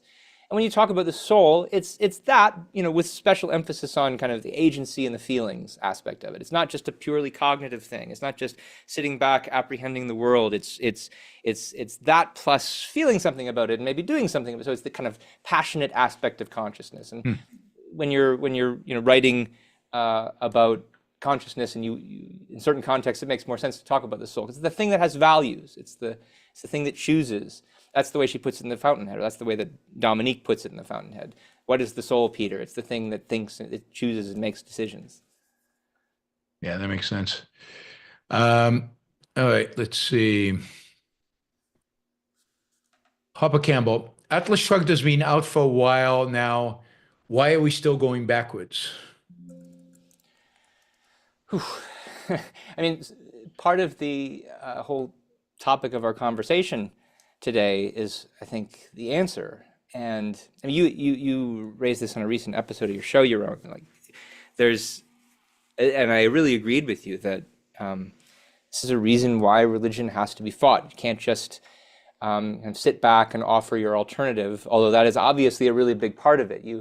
Religion maintains this grip on our culture that is so destructive in so many ways. And the fact that Atlas has been out for 65 years, 63 years now or something is a sign of that. Who was the audience that was going to be captured by it when it came out? I mean, Ayn Rand at the time was still hopeful that the non-leftist conservative types could see this alternative, but instead what happens? National Review unleashes Whittaker Chambers, the Catholic convert, on her, and he writes his famous review. Converts. It's all the Catholic converts. Yeah. And eviscerates it. And William F. Buckley is another example of one of these very influential conservative Catholics, and they try to read her out of the movement because they know her ideas are a threat to their cherished so-called values. And there's a lot of people like that still today, who they are fighting to keep religion real and relevant, and to silence the people who provide the most rational, most comprehensive alternatives to it. And so they hate Ayn Rand. They hate that to the extent that they know who she is. They know she's a threat, and so they work to oppose her. And I mean, that's not the only reason we're still going backwards, but that is a big part of it. And there's just not enough of us, and there are not enough intellectuals to take on all the different battles, because we're battling everybody, really. And maybe at the heart of it is religion, but it's the entire culture. Let's see. Michael, Ben, how were you able to break free from your Catholic upbringing? What was the hardest part of going from Catholicism to Objectivism? That's a fun question. What to say? Well, one thing to say is that even though, yes, I was raised Catholic, and even though it was 16, 17 years of it, I do want to give credit to my parents, if they happen to be listening, just because they're Catholic, but they're not crazy Catholic. They're the kind of more liberal Catholic types, and so they were willing to tolerate my break with them on the subject of religion. We still have a relationship to this day, and here's a funny story. My own mother was a nun for 14 years before she met my father, so she was very Catholic, but of the liberal Catholic variety. And she was even the one who was in charge of running my, obviously after she left the convent, she was the one who was in charge of running the confirmation program that I was in high school. So I was in confirmation, junior year high school. I was supposed to, formally announce my confirmation as a Catholic. That was the year that I started acquiring doubts about religion. And even though I'm in the program she's running, I drop out and it must have been embarrassing to her. Yeah. But you know, I knew other people in the program whose parents were atheists, who just wanted them to get converted, so that because it looked respectful, and it made them go through with it. But my mom, the former nun, you know, still accepted me for, you know, even after I dropped out. So that's one point. It wasn't like an intolerantly Catholic upbringing. But if you want to ask about like what's the intellectual process by which I broke free from it, the thing to say there is I did it by encountering people from different religions. I went to high school where I had Jewish friends, I had Muslim friends, I had atheist friends, and we'd get into arguments about this kind of stuff. And I could not really reconcile this fact, the fact that I had friends from these different religions with it, like mine's the one true religion. It's like I had a Muslim friend. I read the Quran, or I read a big chunk of the Quran, and like, okay, here's a whole faith tradition of people who have a completely different view of the world. They know about Jesus. They don't think he's the Son of God, though. And like there's millions of them all around the world. Why is it that my view is the right one and their book is wrong? I didn't have an answer to that question. And then, you know, especially at meeting people who are coming from these different views, like I just couldn't bring myself to think, oh yeah, mine's the right one. I don't have any arguments for it. It's just the one that I was raised with. That's the only reason that I hold it as my view. And you know, once you make that identification, if you're being honest with yourself, you really can't rationalize why yours is the one right view. Well, if you're intellectually honest, that assumes an honesty that a lot of people do not have for whatever reason. Yeah, and you know, so I spent maybe a year as a kind of agnostic. I didn't know what to do with myself, and I was reading all kinds of different philosophers, coming from different perspectives, and I read The Fountainhead, and you know, for about a year there, I was just kind of depressed and didn't know what to do with myself intellectually. But The Fountainhead, you know, gave me this vision of a real positive set of values that could be defended on rational grounds, and the rest was history. There's a long story there, but the hardest part of going from Catholicism to Objectivism,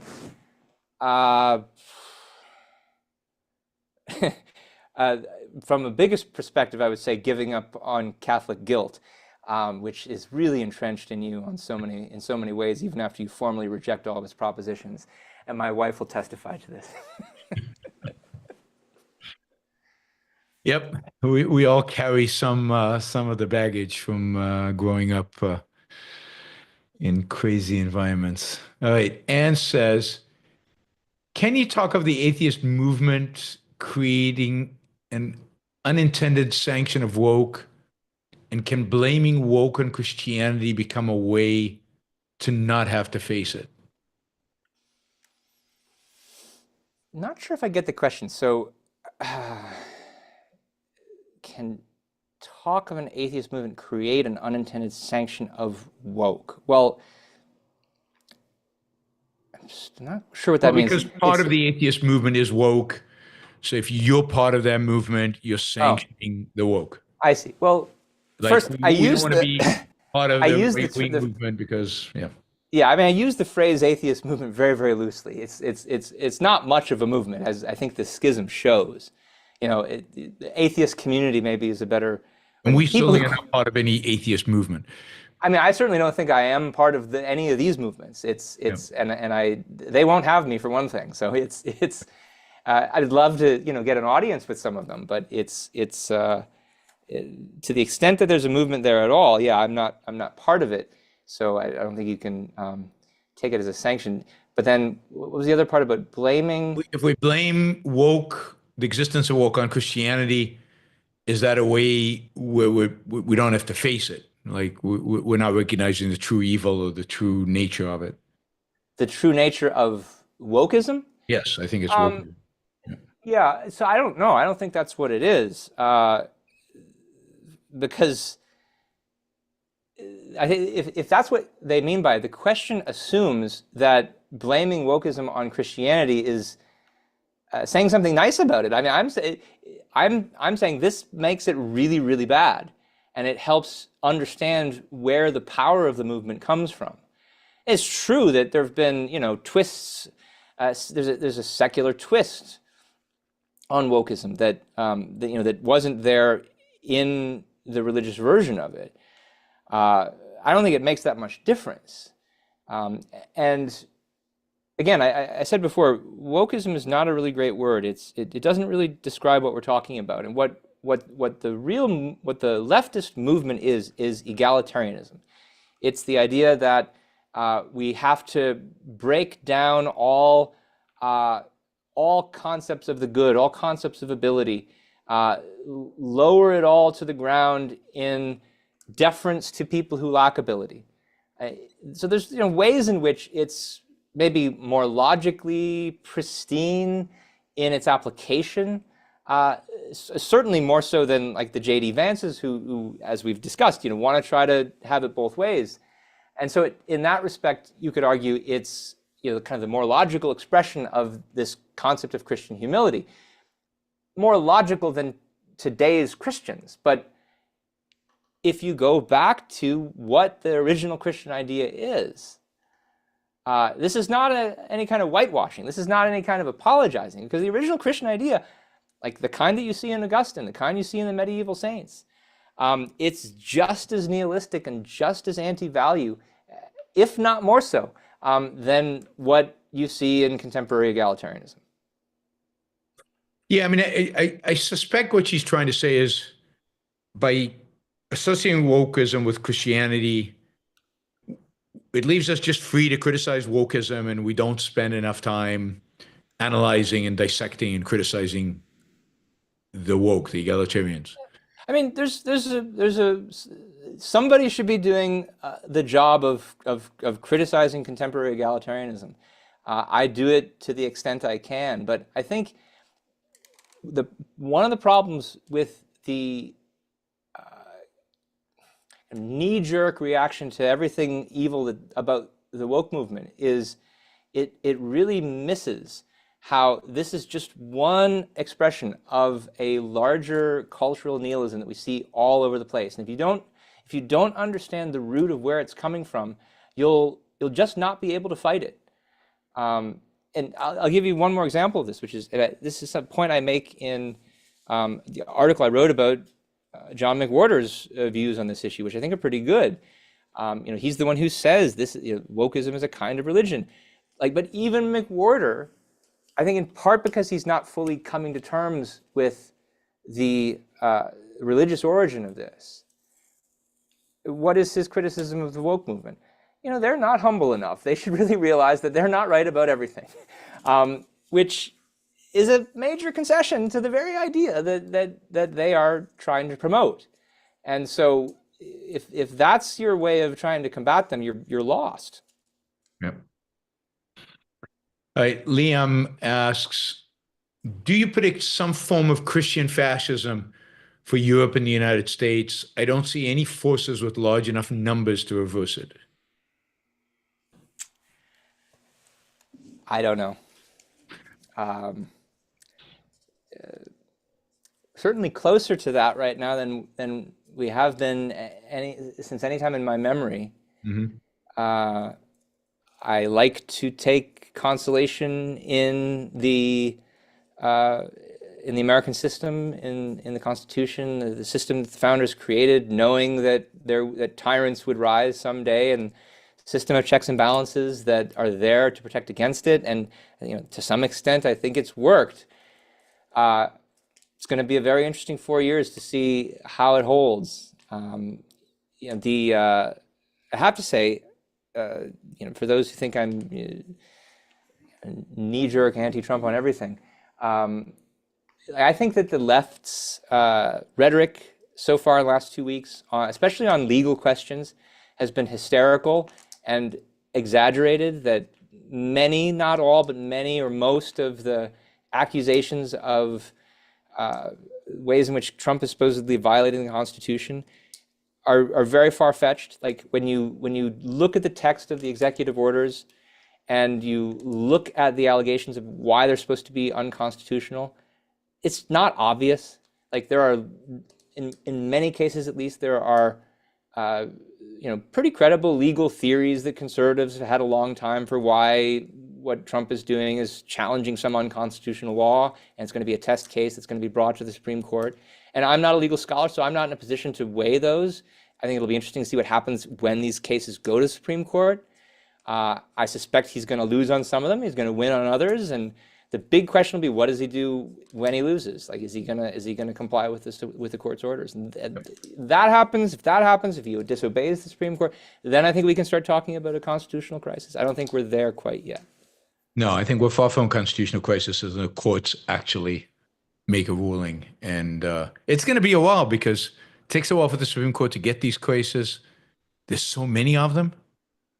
It's like there are probably 6 big ones right now that are heading towards the Supreme Court. There are probably more. So it's going to be, I think this is going to be maybe the next couple of years, the most interesting Supreme Court period, maybe since the 1930s, because they'll either confirm a lot of the changes made over the last 100 years or overturn them. Either way, it's going to be momentous. Yeah, and some of the stuff needs to be over. Like, there's definitely Absolutely. A lot of unconstitutional stuff in the existing body of the law. Whether the court's reasons for thinking it will be it's unconstitutional will be the best reasons is an interesting question, but we'll see what happens. James asks, is Kant's dream of overthrowing the Enlightenment about to occur in our lifetime? Trump, AfD, Putin, all fascist forces that are winning power. I mean, it's kind of the same question. Yeah. Except to this extent, I mean, Kant's dream of overthrowing the Enlightenment came true with Kant. I mean, if you're talking about in our intellectual culture, the 19th century was the embodiment of Kant's dream in so many different ways. He successfully... It never fully manifested itself in the world. Well, I mean, you could argue communism and fascism maybe wouldn't have manifested in the 20th century, but somehow the Enlightenment held on, right? And it still does. And that's the amazing thing, is how well the Enlightenment is done in spite of Kant and all these anti-Enlightenment forces. Yeah, and there are segments of our culture not nearly big or influential or vocal enough, but there are segments of our culture that have become radicalized in favor of the Enlightenment in the last 10 years, when they've seen the way things are going. And so to go back to the question of associating with people in the atheist movement, I mean, some of them are there, not nearly enough of them, but a few of them are there. And it's why it would be great to get an audience with them. And it'd be great to be able to give them the tools that they need from a philosophy like Objectivism, especially on the subject of morality, where they most desperately need the tools. And some of them may be open to it. Yep. Let's see. I like numbers. As Ben said, he doubts Musk would interview with him. Why? Somebody asked me about this on X today. Well, I think Musk is busy with a lot of other things. Yeah, and even if he wasn't, I mean, even if he wasn't, yeah, I mean, so part of the context is he tweeted out a quote from Ayn Rand today. Yep. About the businessmen can't force you to buy their products, only bureaucrats can, which is a good quote to tweet out. Yep. No comment on whether Musk is trying to force anyone to buy his products when he sues advertisers for boycotting him, but it's. He's a really mixed guy, and you've done some really good shows on him lately. He's a brilliant business innovator, but he seems to have no clue what he's doing with politics, even when he's trying to do good things with politics. Some of that's because there's only so much he can do, and like I think as you've discussed in connection with the Doge phenomenon, it's such a drop in the bucket compared to the big budgetary issues that nobody wants to touch. Nobody can touch legally, and nobody wants to touch morally, because the morality of altruism just rules out doing any kind of entitlement reform. And he doesn't want to talk about that. He wants to talk about taking a chainsaw to the really small stuff, which is good PR. But I think that's about all it is. Yeah, I mean, it's some of it is an entrepreneur's frustration at the inability to actually get stuff done and wanting to do something. It's the primacy of action. Yeah. Have you read Ross Douthat? I can't pronounce his name. Oh, Douth. Ross Douthat. Doubted. He's A the New new York book. Times columnist who's religious conservative, and yeah, he has this new book out, "Believe: Why Everyone Should Be Religious." I have not read his book; it just came out. I've read a bunch of reviews of it. I want to read it. I've read some excerpts that he's published. I'm not too impressed, obviously. I tweeted about one excerpt that he published recently, which I thought was so bizarre, and it's worth sharing because it shows you kind of the level of thinking that these religious apologists are operating at these days. So it was a New York Times, one of his columns, an excerpt from his book, and I think it was the one like the best reason to believe in God or something like that. And he references an argument from a contemporary philosopher, Thomas Nagel. Nagel is famous among other reasons, as a critic of certain Darwinian arguments. And I'm not sure if Nagel himself is religious, but at least a lot of his criticism gets used by religious philosophers. And one of the arguments he makes is the following, and Douthat approves of it. The argument is, even if you can account for the evolution of various biological phenomena to some extent, using evolution by natural selection, here's something you can't account for. The extreme complexity of advanced human intelligence. Because while we can make sense of how, maybe, I don't know, dogs develop the ability to bite with their teeth on evolutionary grounds. Wow, how can you account for the fact that not only do human beings, know how to do basic math, but they can do advanced physics, and they can build cyclotrons, and there's not a single little mental module that accounts for all of this. There's just so much, so many unpredictable, complex things we can do with our minds. There's got to be a God that accounts for this, says Douthat. And my thought on this is, well, first of all, there's just all kinds of problems with your standard everyday argument from design, which this is a part of. There's some kind of complex functionality. We don't understand how it evolved, therefore it must be a God. Ordinary response to that is, look, even if you don't understand how it's possible, that doesn't prove that it was a God that had to do it. It doesn't prove anything. It's just something you don't understand. It doesn't prove something else that you then do. But what's especially galling about this version of the argument from design, this special version of it from the complex functionality of human intelligence, is the whole argument from design in the first place gets whatever degree of plausibility it has from the fact that, there's a difference between the things that we see that we think are just the product of random chance versus the things that we see that are the products of design. You see a stone on a beach. Nobody would think that had to be made by anybody. But you see a watch, a clock. It's got all this intricate mechanism. That must have been designed by something with what? With intelligence. And so, the whole idea of the argument from design gets off the ground in the first place only because you think human intelligence has some kind of power to it. If you're now using the argument from design to say, we can't account for human intelligence, it must have been designed by some higher, it just completely cuts itself off at its own branch. And it really shows just the fear and resentment of intelligence, I think, that so much of religious faith is imbibed with. So it's like a real confession on Douthat's part that this is the argument that he thinks is so compelling. In spite of its just intellectual incoherence. Yep. This is the fact that people are smart. That's why you think we should hollow out our brains and just go by faith. It's galling. Andy asks, any thoughts on Islam in the 21st century? Are there any glimmers of rationality in the Middle East that get lost in the headlines, or is it really close to hopeless? I don't know. You know more about this one than I do, Yaron. Nothing comes to mind.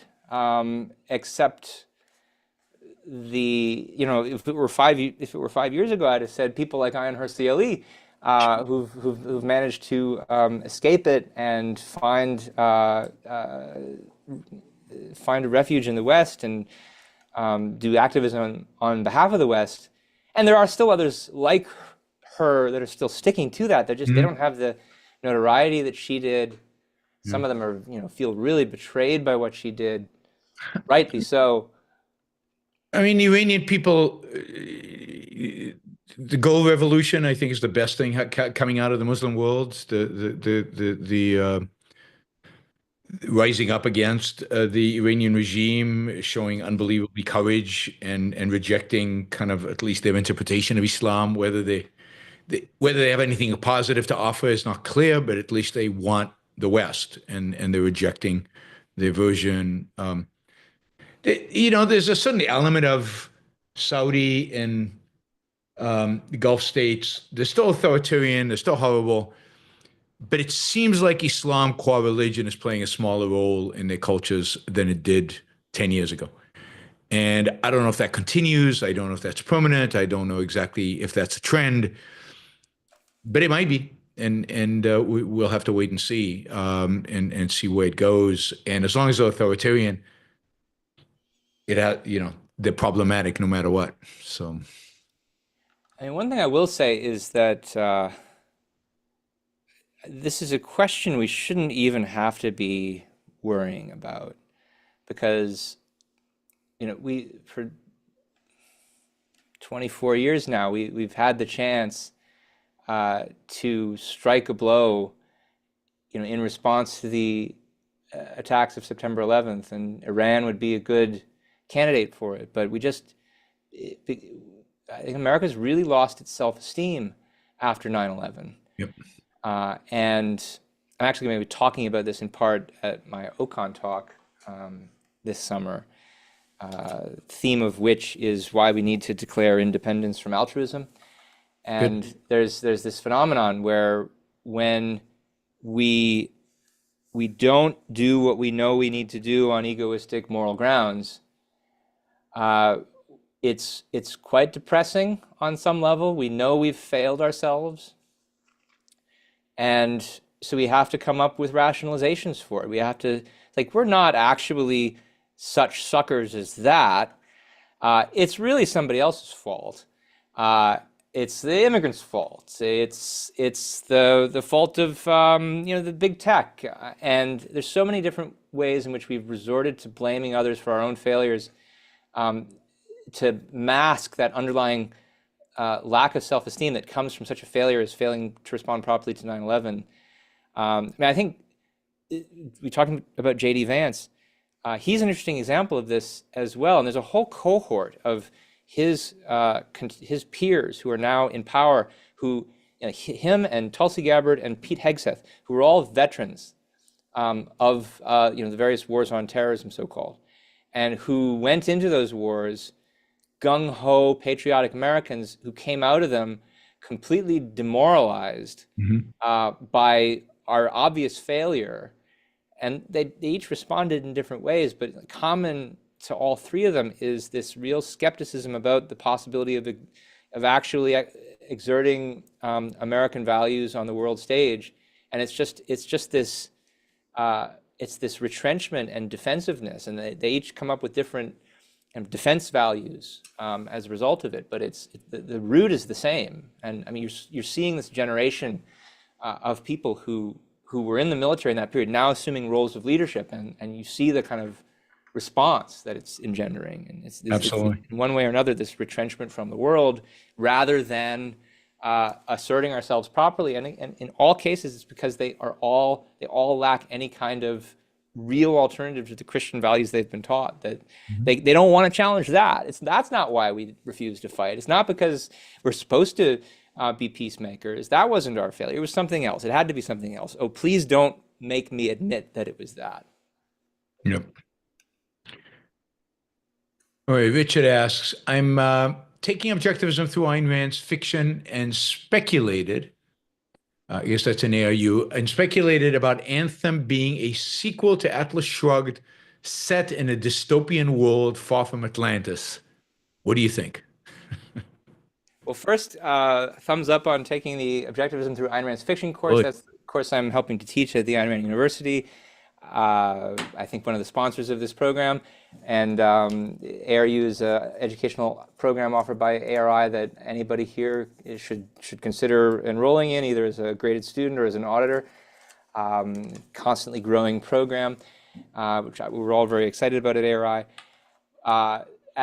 Anthem is a sequel to Atlas Shrugged. It might be fun to think about it. Obviously, she wrote it well before Atlas Shrugged. I don't think she had anything about Atlas in her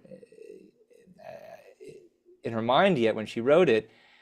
But just if you're kind of thinking of things in fan fiction, a fan fiction universe, you might think of it that way.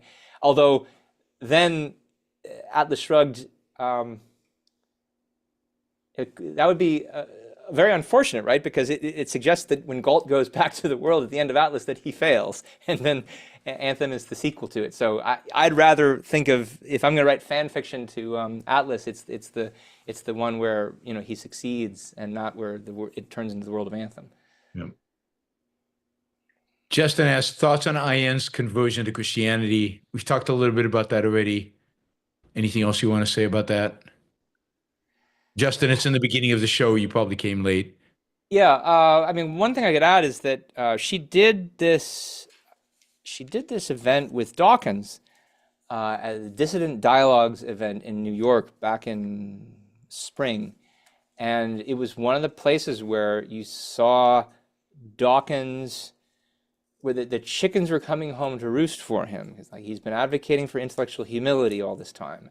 And now Ayan herself is asked, why did you convert to Christianity? And she says, I was one of these atheists. I was really arrogant. And now I've had to get down on my knees and be humble and accept the Lord is my God. And Dawkins has nothing to say to that. He can't. How can he respond to that? Everything he said. So it's a case where these ideas that even the best of the atheists have accepted are really kind of neutering their ability to respond to these kinds of criticisms.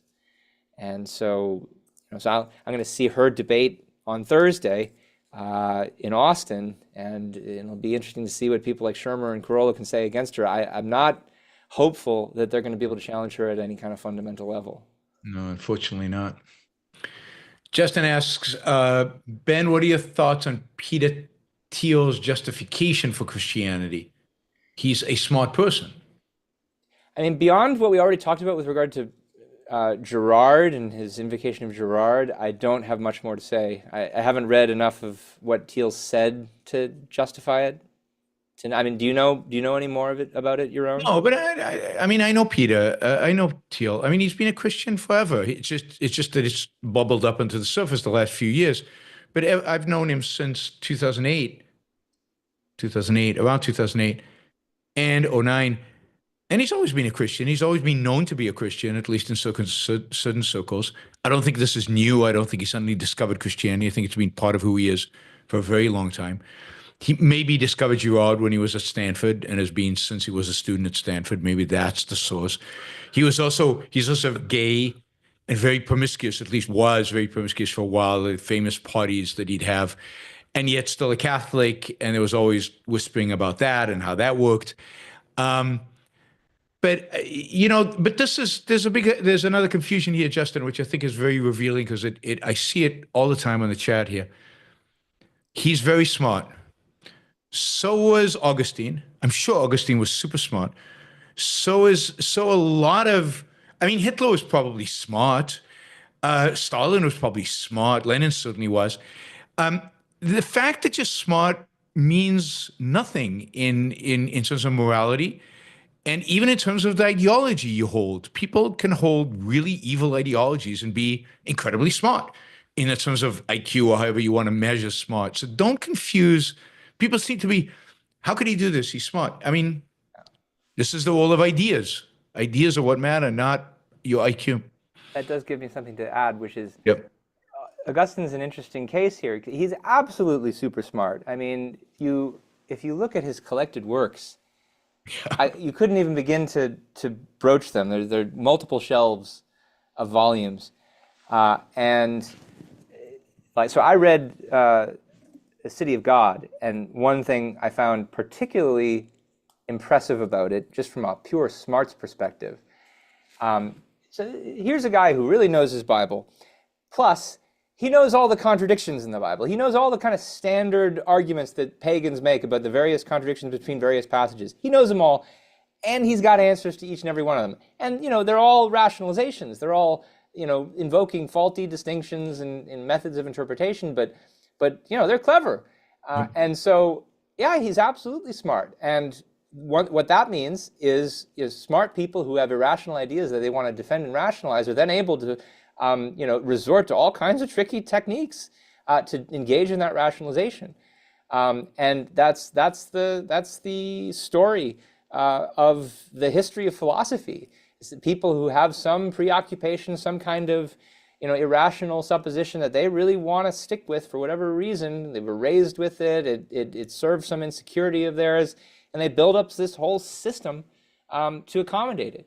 And read Ayn Rand's essay, Philosophical Detection. One of the major themes in that essay is irrational philosophies are systems of rationalization.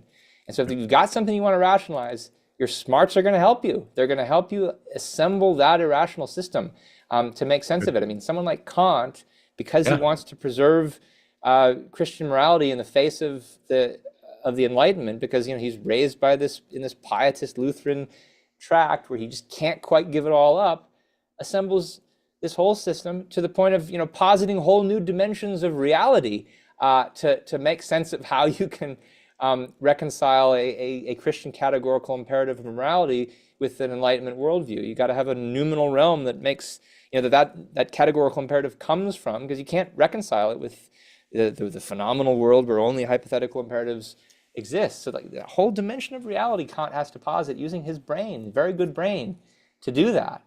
So rationalization knows no boundaries, in the mental sphere. All right, we still have a lot of questions. I hope you're all right with that. Yep. All right, collectivists can conceive of individual purpose and thus turn to a meaning of life that is dependent-oriented. The rejection of Rand is that of individualism, which creates a spiritual void that needs filling. Thoughts? I'm not sure it's the rejection of Rand that creates the spiritual void. I mean, there's a void that a rational philosophy could have filled. The question is, why do they reject that way to fill it? And I don't think it's that they can't conceive of individual purpose or a meaning of life that's dependent on it. It's a very easy thing to conceive of, and you offer it to people all the time who make this argument: you can't have a meaning of life without God. They're just unimpressed, or at least not impressed enough to give up the preoccupations that they've been raised with. There is and this goes back to the conversation about to what degree intellectual honesty is involved in rejecting religion. You do have to reject a lot of things you've been raised to believe, and that implies rejecting a lot of people who've told you to believe these things. You have to say to them that you think that they're wrong, and that takes some honesty. It takes not like the most courage in the world, but it takes a little bit of courage. And so the question is, why do they reject Rand in the first place? And yeah, there might be a few cases where she's too sophisticated for them. They don't quite get it.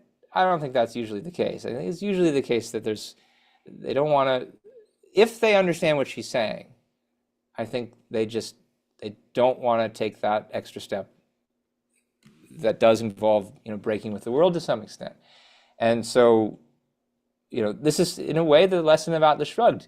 The lesson is not you should get your buddies and go live in a mountain valley somewhere where you're going to escape from the world. But the lesson is, you have to go on strike against the culture to some extent. And that doesn't mean that you are constantly denouncing everybody that you meet, but it does mean that you're going to break with them on key issues. You're going to go on strike culturally against them. And that means, living with some distance from the rest of society on certain key issues, and that takes some bravery. Brooke asks, do you guys know of any good books or resources on the impact that religion has had on politics and the conservative movement? Oof.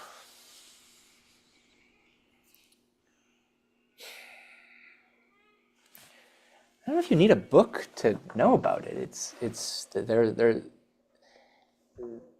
mean, there probably are books on this, but I don't know of them. You'd want to study mid to late 20th century Republican politics and just see how there's a temporary alliance between the free market types and the religious types. They see a common enemy in the Soviet Union, because the Soviet Union is both communist and atheist. And so there's this accidental fact of history that puts them into a temporary alliance together. And then, well, what happens when the Soviets disappear? There's no longer a reason for that alliance. And that's the point at which it starts to break down and the free market types get kicked out. Religious ones are left. They can't distinguish themselves from the left wing anymore on the grounds of free markets then, because they've kicked the free market types out. So I can't think of a good book, but maybe you know more about this. Justin, Elon Musk has frequently articulated the importance of space exploration in preserving and expanding human consciousness. Is that a rational pursuit? Well, first I'd have to know what he means by that to be able to, what Musk means by it, to be able to comment on it. I'm not sure what he means. To the extent that I've been able to make any sense of it, I think that Musk is coming from, he's been influenced by the effective altruists. He's been influenced by the long-termist effective altruists who are utilitarians, who think that the imperative of all of our moral action needs to be not to save people who are starving, in other countries right now, but to maximize the greatest happiness of the greatest number of conscious beings who are alive 1 million years from now, probably living on other planets. Many of them are artificial intelligence, and we need to build rockets so that we can get consciousness into outer space, so that this greatest quantity will be maximized. This is the Nick Bostrom idea in his book Superintelligence, and Musk is influenced by that. And so to the extent that I can make any sense of what he's talking about, it's this wacky long-termist effective altruist idea, which is, I've written articles about it, itself has a kind of religious motivation to it at base. Yaron, we were talking about religion in Silicon Valley, and in the specific form of Christianity, but there are all these other versions of it that have been come up in the Bay Area. I don't know if you heard the latest about the latest offshoot of the rationalist effective altruist movement, the Zizians, they've been kicked out because they advocate violence in pursuit of their vegan objectives, and a bunch of them just got arrested for murder in Western Maryland. Really? Wall Street Journal article about this. So, they're kind of an offshoot of the Eliezer Yudkowsky aspect of the rationalist movement. He's the one who says, he's toyed around at times saying we should bomb GPUs because they're going to give rise to this artificial intelligence that's going to kill us all. And I guess some people are starting to act on this, in further imitation of their religious forebears. Yep. Huh. Let's see, Gail. It seems picking a belief is like picking a dessert off a menu. It has nothing to do with reality. But it's almost like most of these people are born with it, with the exception of these converted Catholics. Yeah, that's important. And that was something I wanted to say about one of the earlier questions about how does Thiel justify it? Justify suggests he's made this conscious decision he's surveyed all the different items on the menu.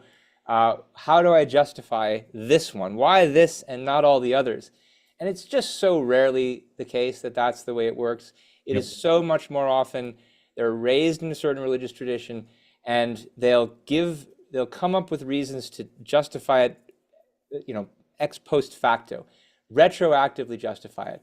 I'm in this religion because such and such argument for the existence of God.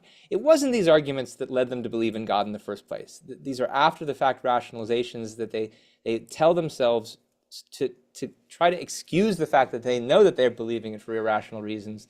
Please don't let me realize that that's why I'm believing it. I'm only believing it because I was raised in this certain tribe. This is what my parents believe. I was afraid to challenge them. And so here's my official justification. And so, yeah, it's not usually that they're picking something off a menu. Usually they haven't shopped around at all. And that was the thing that I realized when I was 17. Like, I haven't shopped around for this religion. I haven't done any comparative shopping. I'm just taking what's been given to me, and that's not a good enough reason. I should drop it. Yep. Enric says, valuable conversation. Thank you. Thanks, Enric. Michael, amazing how Dr. Peikoff was able to make such an accurate prediction. DIM is unfolding right in front of us. I don't know if you want to comment on that. There's certainly persuasive arguments in DIM about how the left is, insofar as the left represents his category of his D category, the disintegrated category. They're impotent because they lack any kind of ideological principles that would help give people guidance in life. And to some extent they do have those principles, and then they turn into leftist secular kinds of religion. But otherwise, yeah, it's secular culture is generally bereft of any kind of integrating principles, and then people end up defaulting back into religion. And his point there, which I found very plausible, was religion rules Western culture for thousands of years. When the communists come into power, they get 70 and then they're out because they make promises for what's going to be delivered on earth, and the promises are not delivered. But religious thinkers can promise the afterlife, and nobody's ever going to be able to falsify that, and they can keep making that promise and keep holding on to power, and so that's why it's a really convenient form of default. All right, so analytic synthetic dichotomy. He asked, well, it's not a question. I don't know what it is. You can't refute the two best arguments for religion. The first is the theologico-political problem, and the second is the noble lie. I don't know what he means by the theological-political argument. The noble lie, what he might be referring to there is something like, and you do hear a lot of this is it's more or less what Jordan Peterson says. Like, we've maybe there's not a literal truth to religion, but people have to believe something. They need some kind of values. If they don't have religion, they'll turn into nihilistic animals, and so people need religion. And so that's kind of a noble lie. And there's a core of truth to it, which is people need guidance. But the idea that atheism is only for smart people and everybody else will turn into an animal is so insulting to human nature. I mean, yeah, if you believe in some secular version of original sin where you have to be smart enough to be honest about the world, and nobody is that smart or nobody's that honest by default, okay, but I think honest people don't need to be super smart to reject delusions, and they don't need to be super smart to live an honest life. So they don't need delusions to do that either. Yep. Tracticus theologico-politicus. Liberate the individual man from bondage to superstition. Debate about the relationship between religion and politics. Is this a follow-up to Spinoza? It has to do with Spinoza. No, I'm just reading. I just put it into Google to see. Oh, well, I mean, Spinoza's major treatise is the Theological-Political Tract.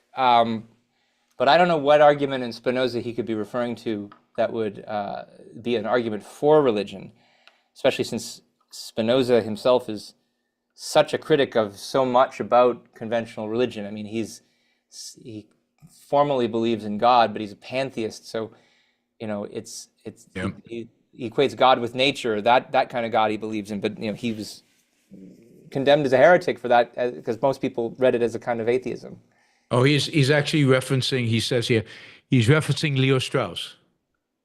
Well, yeah, Strauss has various versions of Noble Lie. I don't know what specific. No, even the theologico-political. Yeah, I don't know what he means by that in Strauss, and I don't know Strauss well enough to comment. Yeah. He wants to tell us what the theological political problem from Strauss is. We could comment on it. The theological political problem is a concept that Leo Strauss used to describe the tension between politics and theology. Strauss believed that this tension was a key theme of his intellectual work. That's what AI tells us. This is, I guess, Google's AI. Yeah, I still don't know enough about what that Early would be. modern attempt to separate theology and politics had devastating consequences. Crisis of modernity arose. Anyway, for another time. I don't know how that's supposed to be an argument for religion.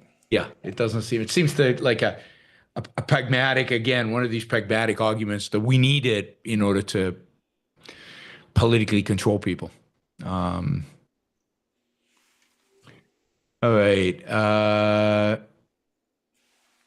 Andrew, do people really want harmony among men? It seems that people want social conflict because of issues of self-esteem in addition to conflicting philosophical premises. Thoughts? Some people want harmony among men, but a lot of them don't. A lot of them want the conflict. I mean, not everybody wants to live. Not everybody is selfish. That's why psychological egoism isn't true. It's one of the major themes of Atlas Shrugged. You know, if you wanted to push back against what I just said, against the noble lie, you could say, yeah, atheism works for honest people, but not for dishonest people. And there's a whole lot of dishonest people in the world who don't really want to live. And yeah, that part's true. It's like you can't convince dishonest people to believe in rational ideas. I don't think that really matters ultimately historically, because so much of history is made by minorities. And if a minority intellectual leadership has some rational principles, then the dishonest people will follow because they follow whoever's in charge. But that's not an issue of intelligence. That's an issue of honesty. And there's honest people throughout every sector of the culture who could lead it if they wanted to. So here's analytic synthetic dichotomy's explanation, right? So this is a one sentence theological political problem. Theological political problem. Religion can't refute philosophy. Philosophy can't refute religion because both deal with different species of truth. Absolute truth versus universal truth. Okay.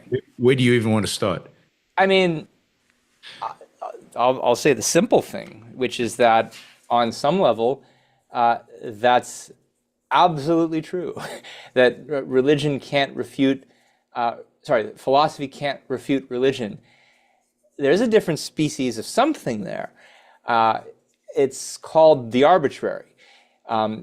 What religious apologists call a different species of truth is actually stuff that's just made up. Stuff that has no actual cognitive value with regard to the only species of reality that there is. There's just one reality. And yeah, you can make stuff up that doesn't fit in any way because it doesn't relate in any way to evidence in this world and say, oh, it's really about some other dimension of reality. And then you can't refute it because you can't refute what has no cognitive identity. That's nothing in its favor, though. No, and it certainly doesn't make it true. It just makes it just, an arbitrary statement that has no relationship to truth. Why do intellectuals, this is Justin, why do intellectuals choose Catholicism over Protestantism or Orthodoxy? I can't comment so much on orthodoxy. I suspect that in the Eastern world they do choose orthodoxy in that way.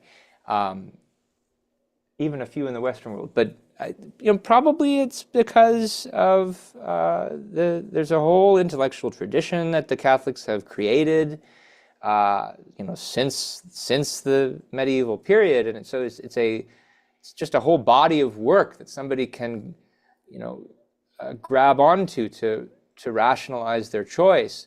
The Protestants have a body of intellectual work too. It's not as vast. Some of them do. Like I've definitely met Protestant converts who dig deep into Protestant theology and are able to make something of it. But if you're looking to try to sound intellectually respectable, and that is part of what you need if you want to try to rationalize this to yourself. It's like, I'm not a dishonest Yahoo. I've got all these centuries of philosophers behind me. I think Catholicism is a good option for that purpose because it gives you so many different sources of quote unquote intellectually respectable justifications. Do you think Catholicism gains from the fact that it's, because of Aquinas, it has this element of they don't reject reason, everything's based on reason, whereas Protestantism is much more emotional based and emotionally argued. Yeah, I think there's really something to that. Aquinas is an excellent historical example of an intellectual version of the sanction of the victim. A better person who uses his intellect to excuse the very people who are victimizing him. And there's like dramatic examples of this in his life story. And thereby empowers them for centuries, gives them something that if there were no Aquinas, if nobody had tried, you can't do it, but if nobody had tried to reconcile Christianity with Aristotle and with the achievements of the Greeks, they never would have had the lasting intellectual power that they do. Yep. There's many other examples of people like him. And so, I'll give you an analogous point. Some friends and I in Austin, we recently went to go see a performance of the Austin Opera's rendition of Verdi's Requiem, which is an amazing piece of music. One of the greatest ever, yes. And, it's great musically. Yeah. It's, high Italian romanticism. But it's a Requiem Mass. Yeah. And, we were watching this as the translations would go across the top of the screen. And, it's all the usual text of the Requiem Mass, and so Verdi's most famous piece from that work is the Dies Irae, which is this rousing, energetic piece. But the translation, of course, is day of judgment, day of wrath. And it's all like God is going to come punish you all. And, one thing to observe is, wow, that's why so many people have a negative view of moral judgment, because they equate it with the vengeful God sending you to hell. But on top of that, here's one of the greatest romantic composers of the 19th century. And he is lending his talent and his virtue and his art and his beauty to making awe-inspiring this totally irrational, primitive idea.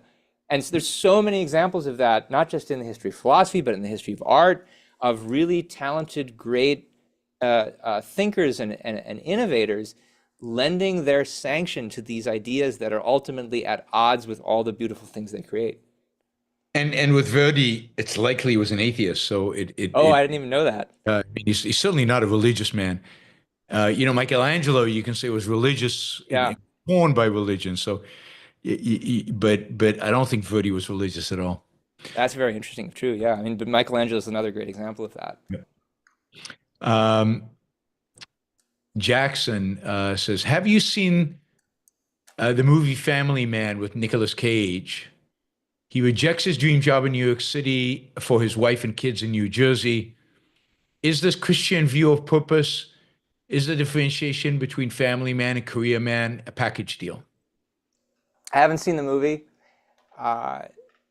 the way it's described, it could be a kind of quasi-Christian view, although, we had the conversation at the beginning about whether actually caring about your family, even that's something that could be ultimately consistent with the kind of Christian selfless ethic.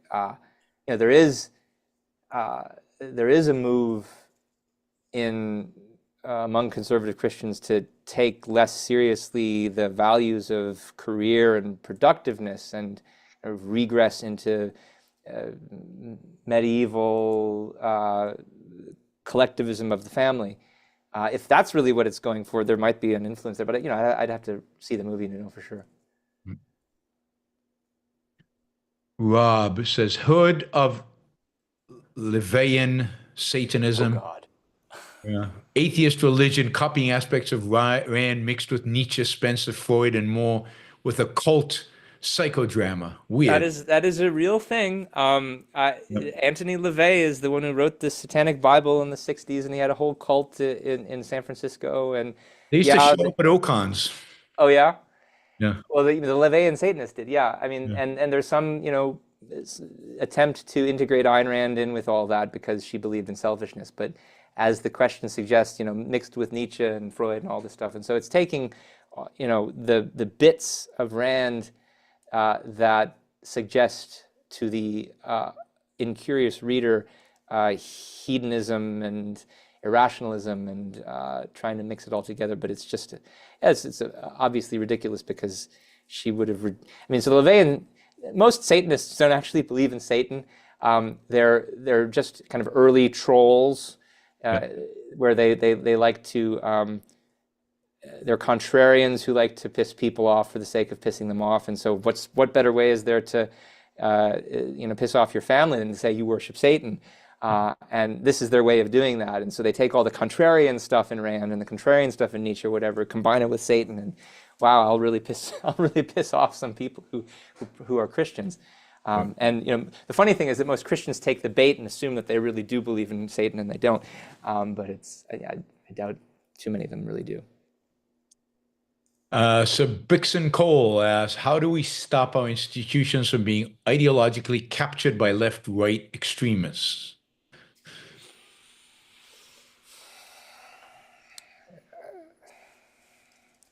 That's a tough one. I mean, one simple thing to say is, what is it that causes an institution to be captured by anything?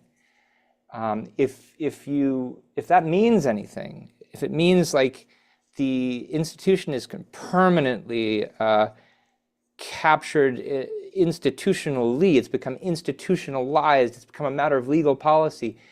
Well, so many of our institutions where that applies, if it means anything, are ones where there's no free market in alternatives to that institution. I mean, ideologies get entrenched in government universities because there's an establishment that's been established. I mean, read that essay by Ayn Rand, The Establishing of an Establishment, where once there's a bureaucracy that's enforced by law, then yeah, there's going to be some ideology that dominates it.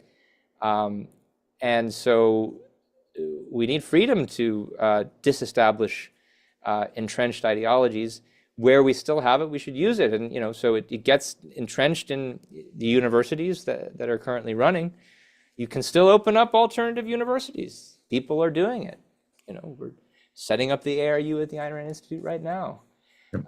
And so that's one way to think about it. But obviously, that only works to the extent that there's a cultural moment for a better ideology.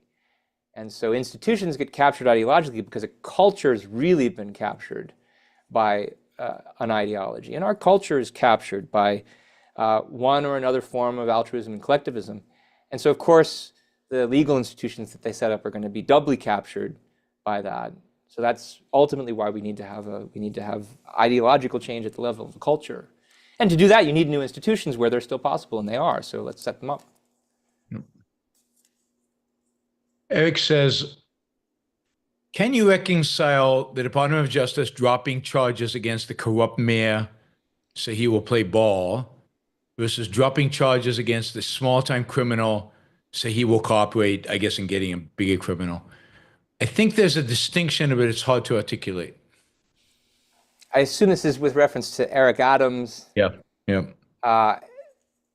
You did a segment on your show about this recently, Yaron, which I thought was pretty good.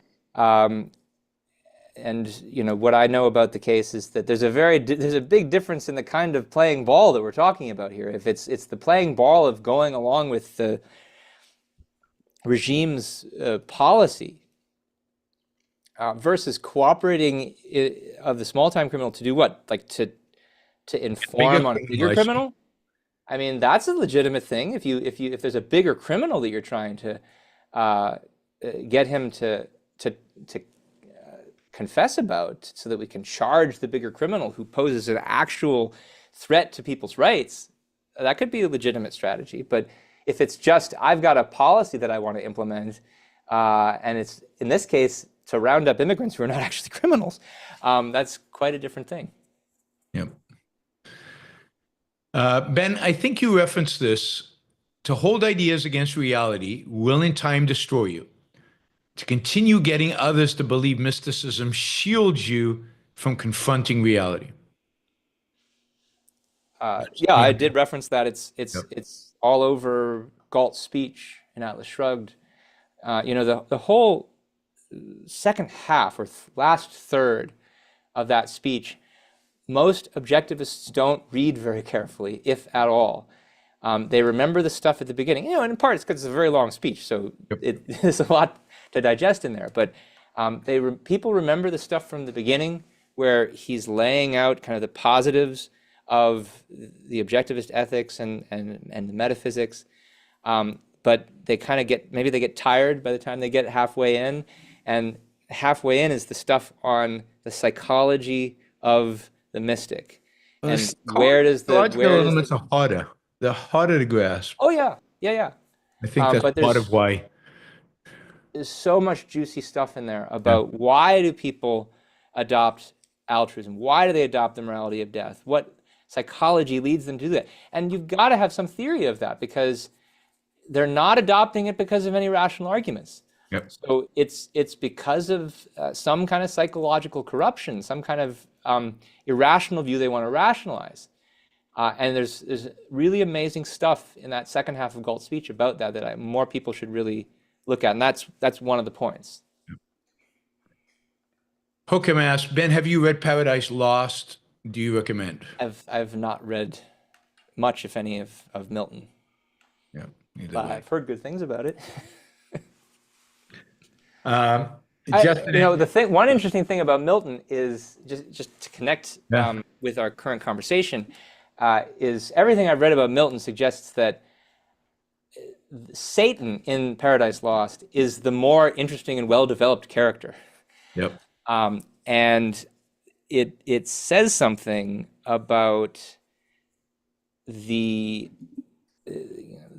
literary dynamics of heroism, that you can never really project a convincing Christian hero. And so even in a work like Milton, Milton is heavily influenced by the Enlightenment, so that's part of what accounts for it, I'm sure. But it's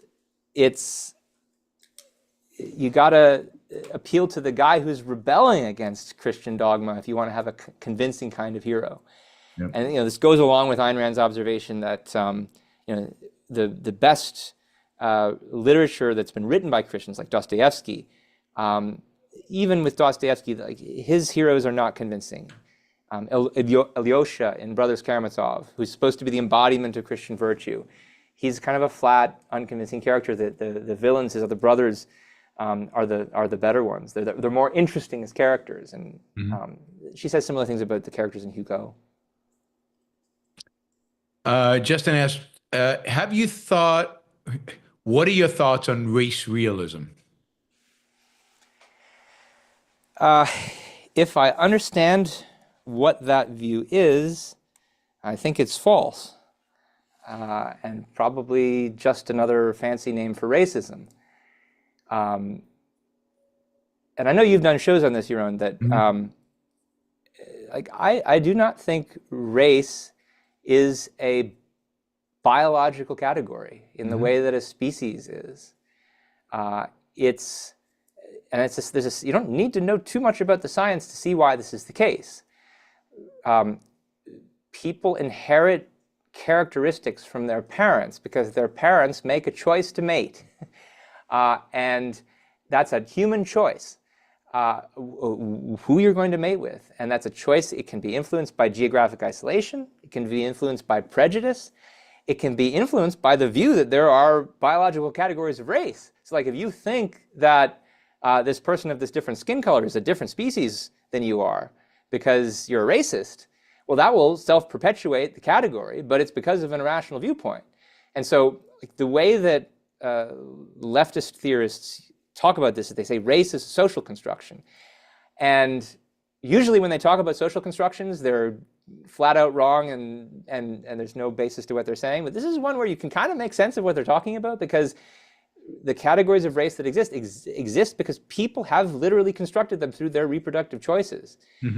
And anytime people from different quote-unquote races mate, you get a mix, and you've destroyed that category, and there's no reason that it has to exist. And so if I understand race realism to mean race is a biological category like species, it's just not.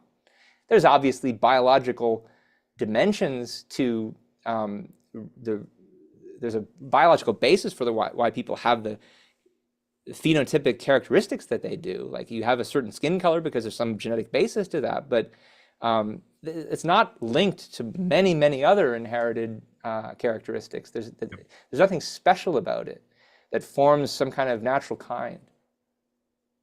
So far as what matters in medicine, for example, in these things is your lineage, your heritage, your DNA heritage. What DNA have you inherited, not the race that you belong to?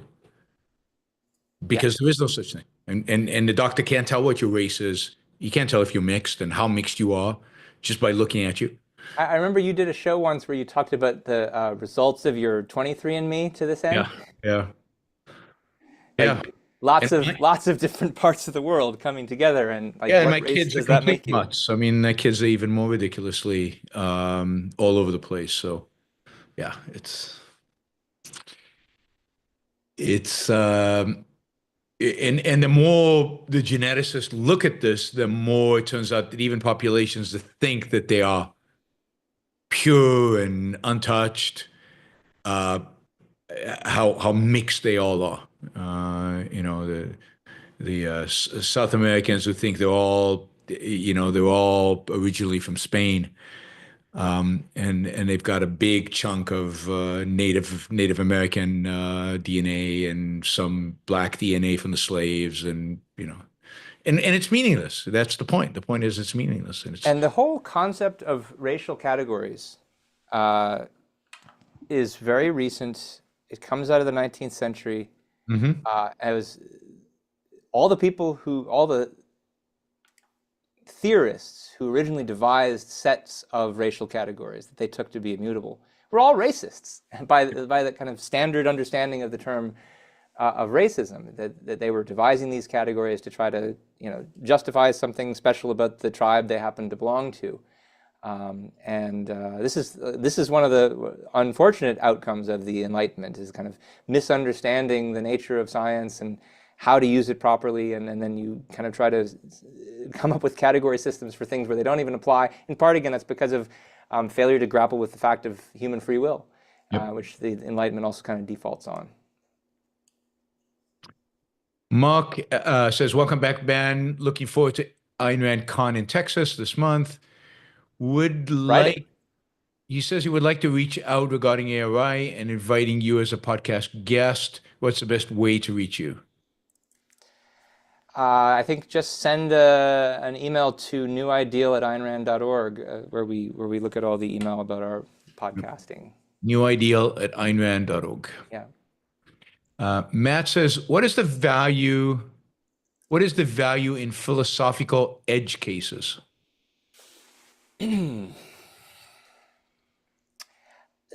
Not usually very much.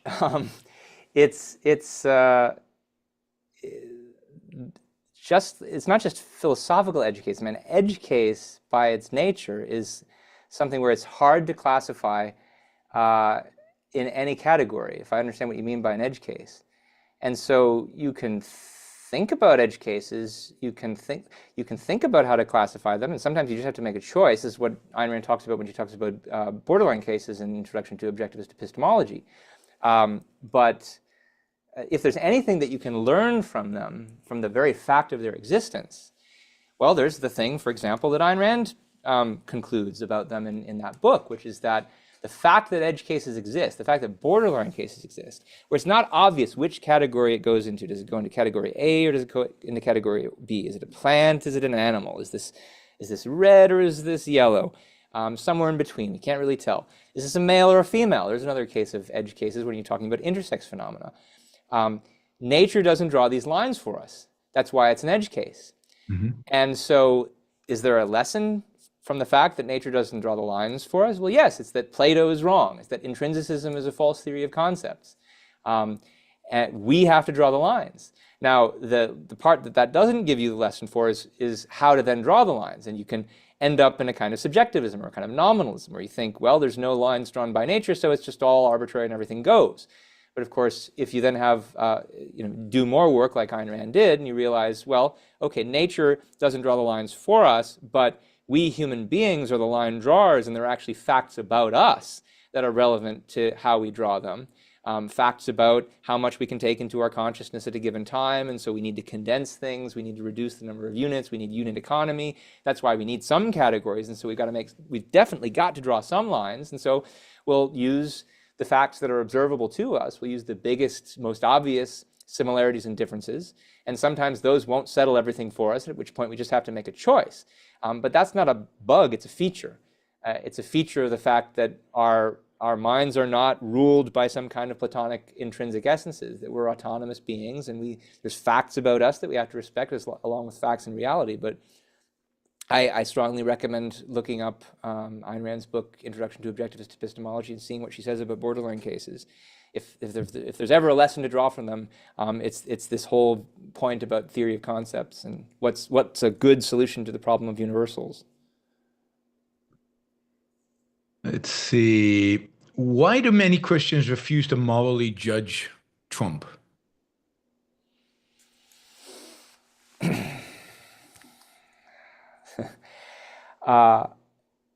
Well, so there could be lots of reasons. The best example of this lately is the controversy about Putin and how he wants to call Zelensky a dictator, but not Putin. And this connects back to something I raised earlier in the episode, that if you've been taught Christian selflessness as your model of morality, and Christian selflessness has nothing to do with real life, and so you associate principle with something that's irrelevant to life, you'll not have any principles for dealing with real life. This is a point I get from that section late in Galt's speech, by the way, we were talking about before. And so you'll think morality's for suckers, and I just need to live, I need to get by, I need to be realistic. Don't judge him, don't make this a matter of principle. And yeah, I have it in front of me. I'll read a relevant portion, which I tweeted out recently from later in Galt's speech. It touches on this exactly. You grew up to believe that moral laws bear no relation to the job of living, except as an impediment and threat, that man's existence is an amoral jungle where anything goes and anything works. And in that fog of switching definitions which descends upon a frozen mind, you've forgotten that evils damned by your creed were the virtues required for living, and you've come to believe that actual evils are the practical means of existence. And skipping a little, you pity the men you admire, you believe they are doomed to fail, you envy the men you hate, you believe they are the masters of the existence. You feel disarmed when you come up against a scoundrel, you believe that evil's bound to win, since the moral is the impotent, the impractical. If that doesn't describe a lot of conservatives' attitude toward Putin these days, including Trump's attitude toward Putin, I don't know what does. Yep, no, that's brilliant. Stephen Harper says, Alma Deutsches 2023 opera, The Emperor's New Waltz, satirizes modern, non-tonal, serious music and failed at box office after mixed reviews. I was at Salzburg premiere. The audience mostly loved it. I thought it was a big hit. Cool. I know. I've heard about Alma Deutscher. I know Steven's a big fan. I've listened to a little of her. I haven't listened enough to judge, but it makes sense to me that that's the kind of reception that something like that would get. Any kind of tonality in symphonic music these days is usually greeted with skepticism by kind of nihilistic critics. And we go to the symphony a lot here in Austin. We've got a pretty good one, and they. One thing I've noticed is they've stopped doing as much of what symphonies used to do, which is you got like 2 or 3 nice romantic pieces and you can throw in some kind of modern atonalism. They just don't do that as much anymore. It's mostly good music, and more people come. Go figure. Finances speak maybe. Here in Puerto Rico, they do better 20th century. Some of the, I think, South American composers were actually pretty good. So it's not atonal. It's kind of modern, but not atonal. Yeah. So they feel like they do their piece. We have a decent symphony here in San Juan. All right, let's see. Dazalak says, Yaron, you should do an episode with Adam Carolla. And then he follows that up with, bring Adam Carolla on. You have a lot in common. So Adam Carolla had me on his podcast years ago. So it was a long time ago. Maybe, I don't know, 2016, 2017. I don't know, maybe even before that. It was on a show that he did that was behind his firewall. So only paid subscribers could listen to it. And we really didn't hit it off. He was, I don't know what it was. He was not funny, but he was like a cynic. He was very cynical. I don't know why he invited me on. I don't think he liked it. I think his staff probably invited me. But he was very cautious on the one hand. It's like, who is this nut? This Ayn Rand stuff, and very cynical. And I really didn't, really didn't enjoy it, and he didn't, and he never had me on again, which is unusual because usually when I do my interviews, they go really well, and the host usually has a good time. But it was one of the worst interviews I did just because of the interaction between us. And then I don't think he'd ever come on my show. I mean, who am I? I mean, he's got millions and millions and millions of followers. It's the same point about interviewing Elon Musk. It's not even an issue of busy. It's just an issue of what do they have to gain? They don't have much to gain by it. So yeah, he would never come on my show.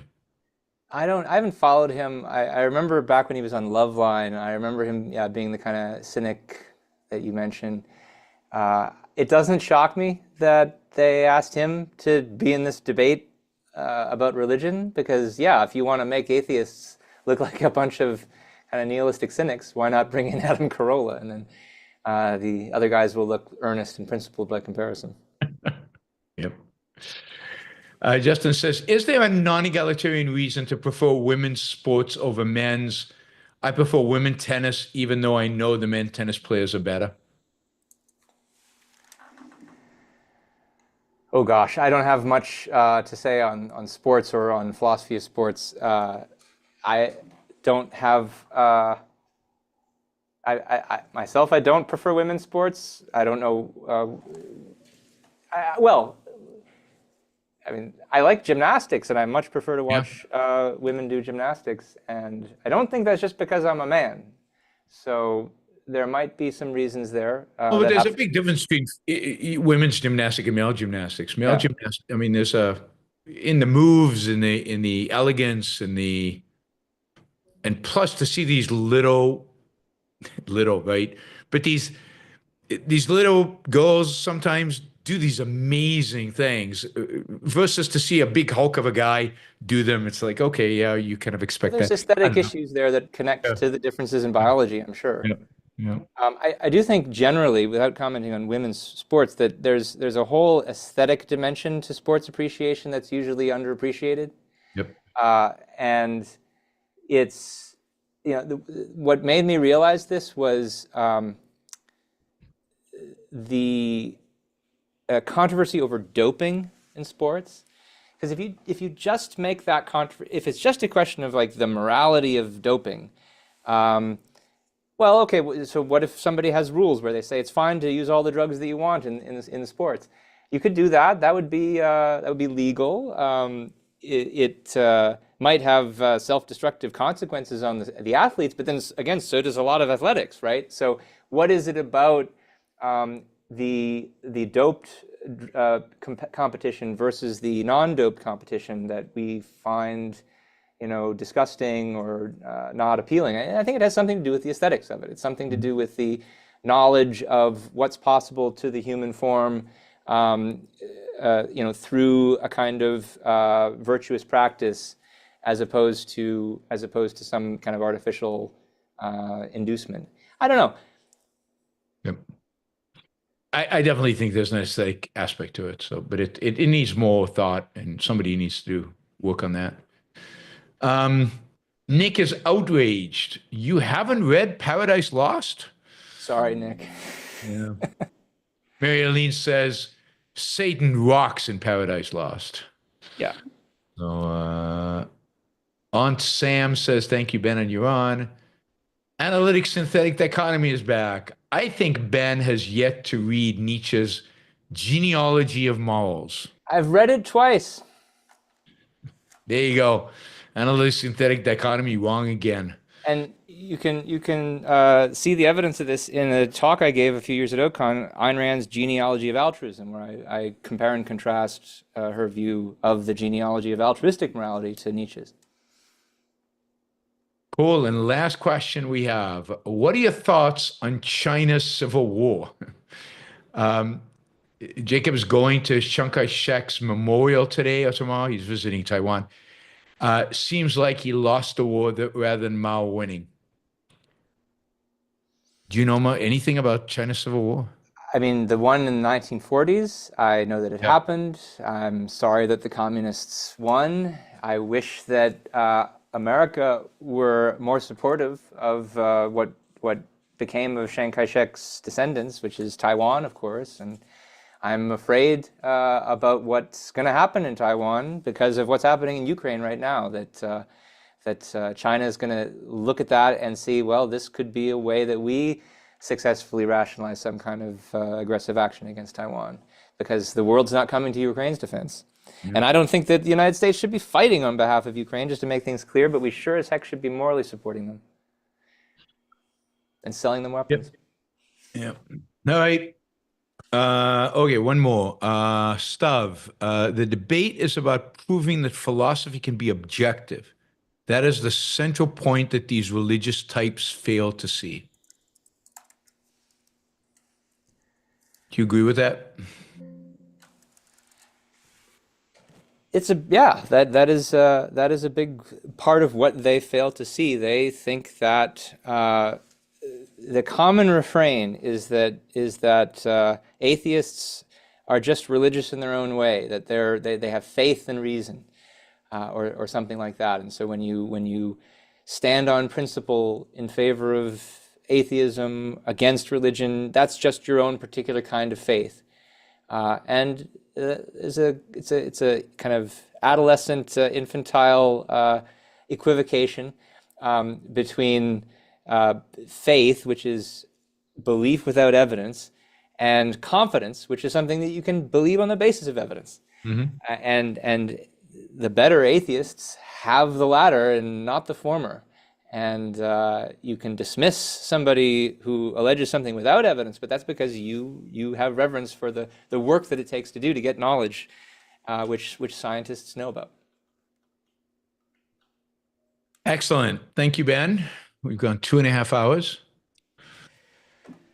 All right. Always well, fun. I'll see some of your audience in Austin. Excellent. On Friday, where we're having the regional conference here, and check me out on Twitter Thursday night when I live tweet the debate about religion, also here in Austin with excellent, good versus Michael Shermer. All right, well, thanks, Ben. Have a good night. Bye, everybody. Good night. I will see you guys tomorrow for another show, and bye.